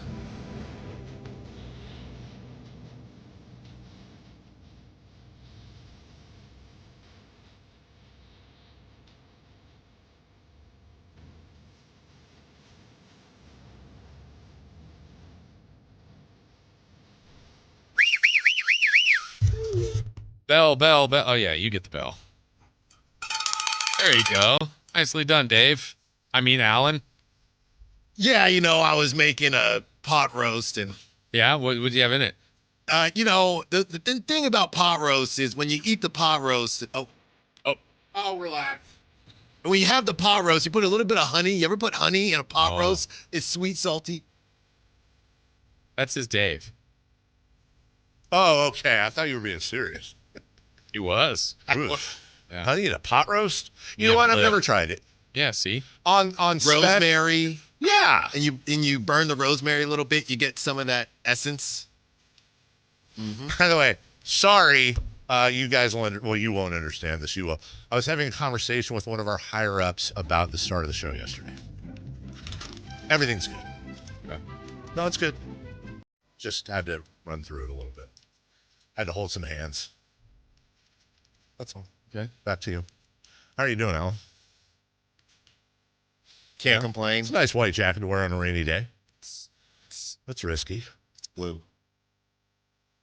Yeah, when you said white, it's not white, but I don't know. It's like white with a... I understand where he's coming from with the blue sheen, but that's not white. It's blue. Well, the inside's like a gray. That's right? gray. Like, I guarantee you blue. people watching right now are like, that's not blue. It looks That more, looks blue. It looks more blue That on looks there. blue to than you? there. There's one of them, what was that, green tinkle or Laurel. Yanni. Yanni, yeah. Blue yeah. dress or Periwinkle. Periwinkle. Did you hear D'Angelo passed? singer. The singer? Yeah. Yes. Today? Yeah. I Well, guess. I don't know. They just announced it today. 51 pancreatic cancer. Oh my Yeah. goodness. Yeah. We just learned that last Dang. segment. We would be doing it. That is an all-time talent right there. Again, no segue. I don't know why I do that. Everything else good though? Everything else good though. Thank you, by the way, for coming in early yesterday. Mm-hmm. That was what? What? Mm-hmm. Yeah. Okay. Well, you like I didn't know what meant. I'm just here, Dave. Yeah. Huh? So you don't get fined? Seriously. Just here. What? Crosstalk or in general? Life. Yeah. We're all just here so we don't get fined. That's a great point. Celebrity birthdays are brought to you by Crumble Cookies. Hey, listen. Nothing says pot roast. With honey. With honey. Mm-hmm. By the way, perhaps a new crumble cookie flavor. Oh, pot roast with honey. A little sprinkle pot roast on top. They could probably make that pretty good. By the way, honestly just real quick before we get into it, never because real you quick. guys never give me a chance to promo my show. Never. Keith Smith will join us of Nice. Spa Track, and I think it's going to be a really important conversation with the Keegan Murray injury, about his extension, what this means for Keon Ellis. If Keon Ellis balls out, could that mean unrestricted free agency looks a little bit different? Could you lose two guys because you lost one? Keith Smith, Spa Track, 11 o'clock. One of the most important conversations that you will hear in Sacramento about your Kings in the future. Is it Spa Track? I always thought it was Sport Track. Whitey always corrects me, and it is Spa Track. But they spell it S-P-O-R. No, it's not. It's not? No, there's no R. Let's look it up. Yeah, let's look it up right I thought you were going to say, I was saying Spo Track, but it's Spa Track. It is Spo Track, but it's Spa Track? Apparently. Wow, okay. Well, why don't they spell it S-P-A? What does that mean? Because Spo Track, isn't that like tracking sports? It's not tracking sports. They're cooking, though. Keith Smith Keith. just got, their front office show got picked up by NBA TV, I believe, so good for Keith. Good for Keith. Are you a start Keegan Ellis while Keegan's out truther? I'm going to be honest, I'm still processing, to be completely... Wait. What was that? Dave's ring? You know, he's clearly been looking up that ring that his sister's supposed to give him. Oh, yeah, he's got So it. he went to a random, he's on Basketball Reference, and all the ads are just rings. No, it's not. No. I know what you saw because I've been seeing them a lot too.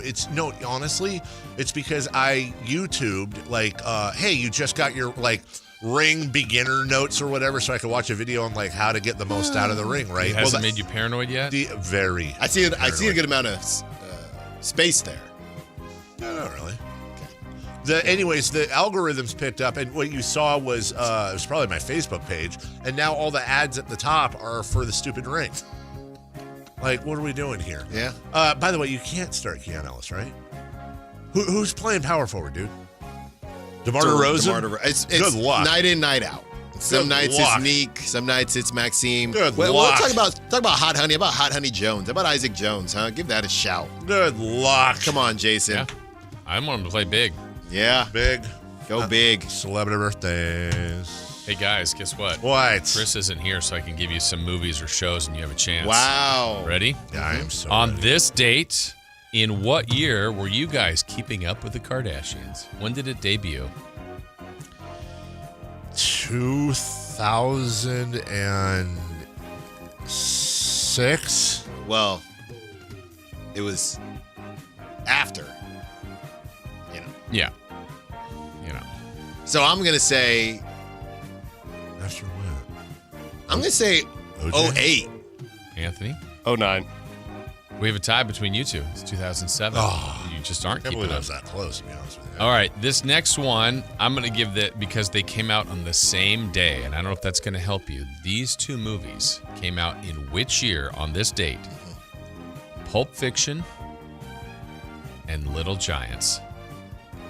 Both cinematic treasures. 19. Annexation of Puerto Rico. Oh, wait. No, it does help. Oh, hold on. I'm going to be off 1997. Oh, man. Not where I was. Because I'm pretty sure Forrest Gump No, and Little Shawshank John. were No, within a year or that's two. no. That's Little John. No.